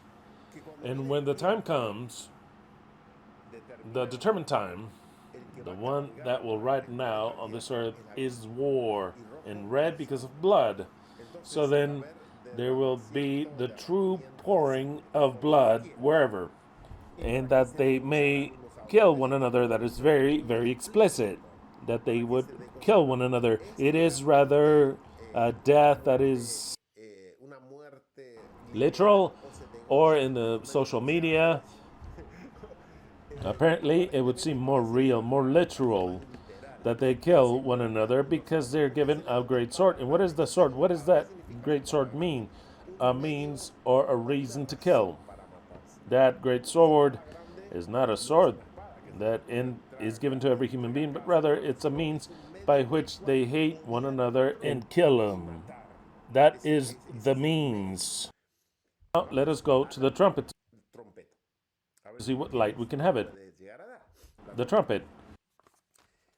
But let's continue to talk about this, but of course, I'll read the trumpet and then I'll read the plague. Revelation 8 through 9. And the second angel sounded, and it were a great mountain burning with fire was cast into the sea. This becomes very interesting. And the third part of the sea turned into blood.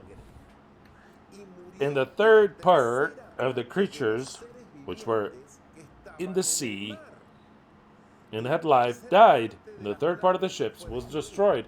First of all, I'll tell you, the sea is not the sea that we know. It's not the oceans. They have nothing to do with the poor bugs that live in the sea, not the whales, no, the octopuses or the fish, not that. The sea is the symbol of peoples, nations, tribes, and tongues. So then, once I know that apparently the peace is taken away and there's war, the second trumpet amplifies the image, and it says there's kind of like a great mountain, not whatever mountain, a great mountain that is burning in fire and is cast into the sea. With that, you can already imagine everything, because it's been time that we've cast the great mountain to cast itself into the sea. There's no chance. When Yeshua says, if you were to have faith, actually, if you believed and had faith, you would tell that mountain to cast itself into the sea. I would tell to that mountain to sink in the sea or to cast itself into the desert. No, to cast itself into the sea. The same phrase. So then we start to see those things. We say, there is a hint. No one understands this key except for the eternal truth. That great mountain, which is cast into the sea, and it has nothing to do with the oceans. It's got nothing to do with a literal mountain. What is it? And the third part of the sea turned into blood. The third part of the tribes, nations, and peoples become blood. So then there's a real death here. And the third part of the living beings died. The creatures, so much it could be, that were in the sea. And the third part of the ships were destroyed. What ships? The ones that are in the sea. What are those ships? all the types of ships, tanks, and artifacts that the humans have. Those are the ships. We go to the plague. See what the plague says. Before we talk about this even more, what does the plague say? I don't know if I want to talk about this even more. Yeah, because Leslie says, cut it off already. Yeah, you did. Yeah, Leslie said, cut it off already. I'm hungry. Brian said, let's see when you stop already. And we go and eat. It's a day of feast. I don't want to ruin the feast. I'm ruining the first day of Matzot. And some are already entering into Bikurim, and I don't want to ruin that day for them. Even if you said, no, continue, go on, I'm ruining it for you. But I'll read the plague. The plague says, the second angel poured his cup upon the sea. Once again, the same thing, the same scene. And this one turned into blood like that of a dead body, not common, but because the two witnesses also have power to turn the waters into blood. It turns them into living people, because when water turns them into wine, blood. But this one says into blood as of a dead man. As of a dead man means a dead body. Coagulated blood, dead blood. It's kind of like, what do you call that? Chorizo. What do you call it? Morcilla? Would you call it morcilla? Or moronga?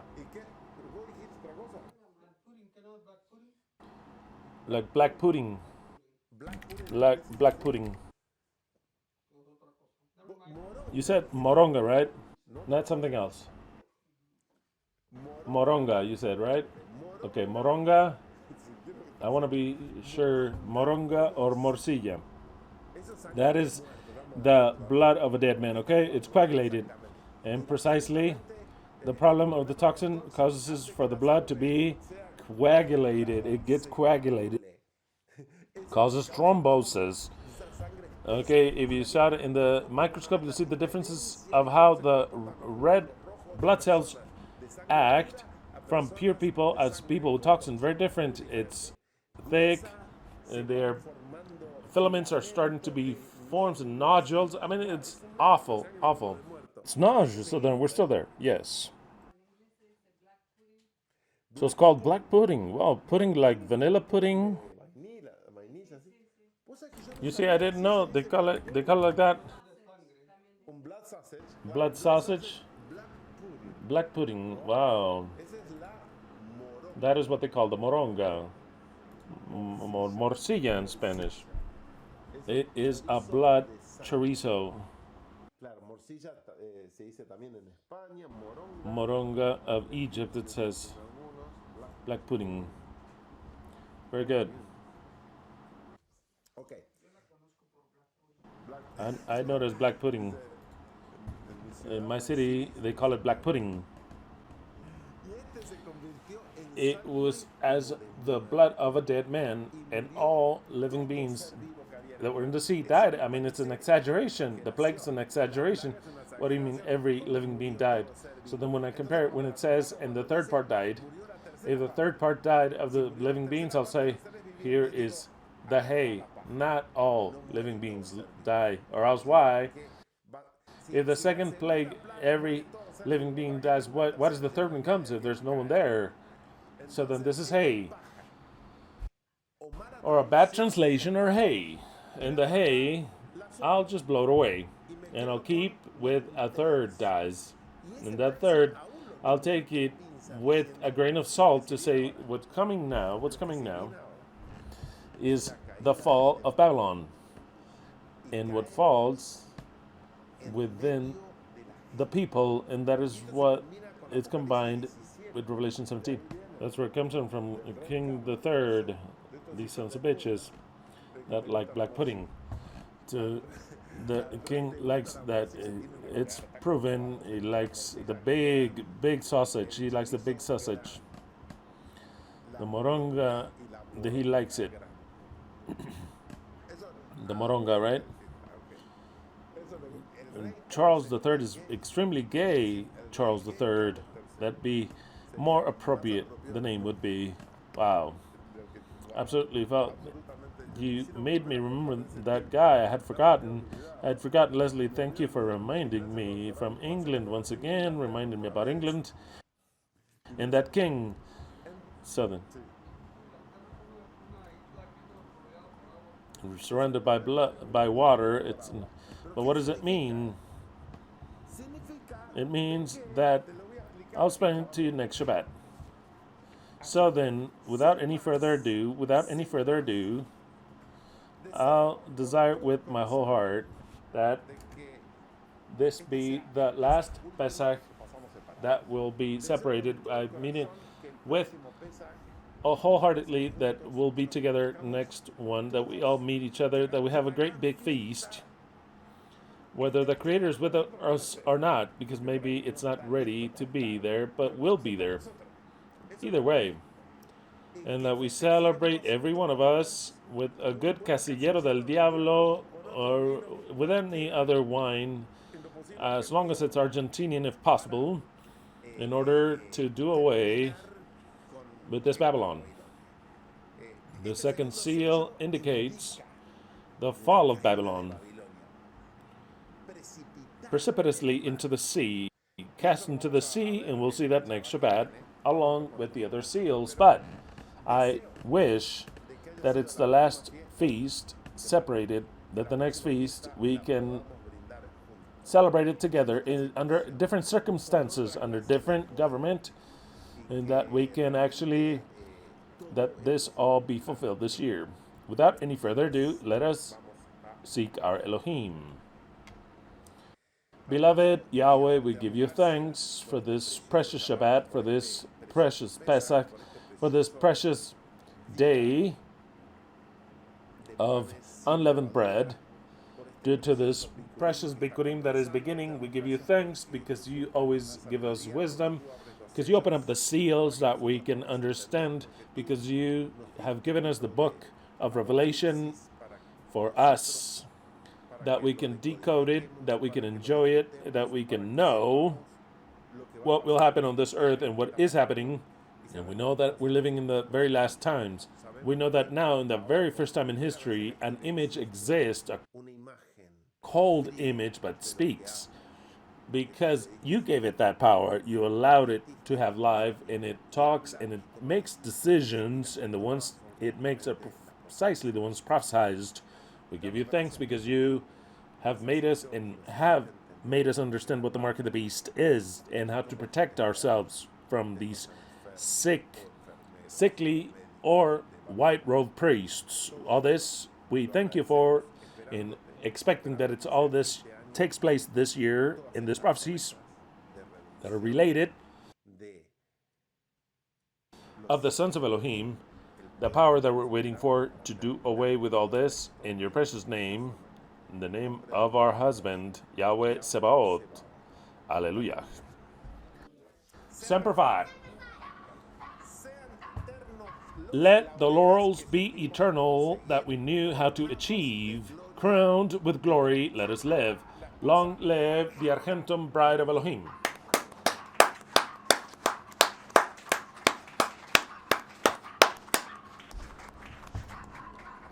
Long live the sons of Elohim. Enjoy Bikurim. A great big hug on behalf of all of us to each and every one of you that are on this flat earth, and that very soon we shall get together and know each other in person. Alleluia to every one of you.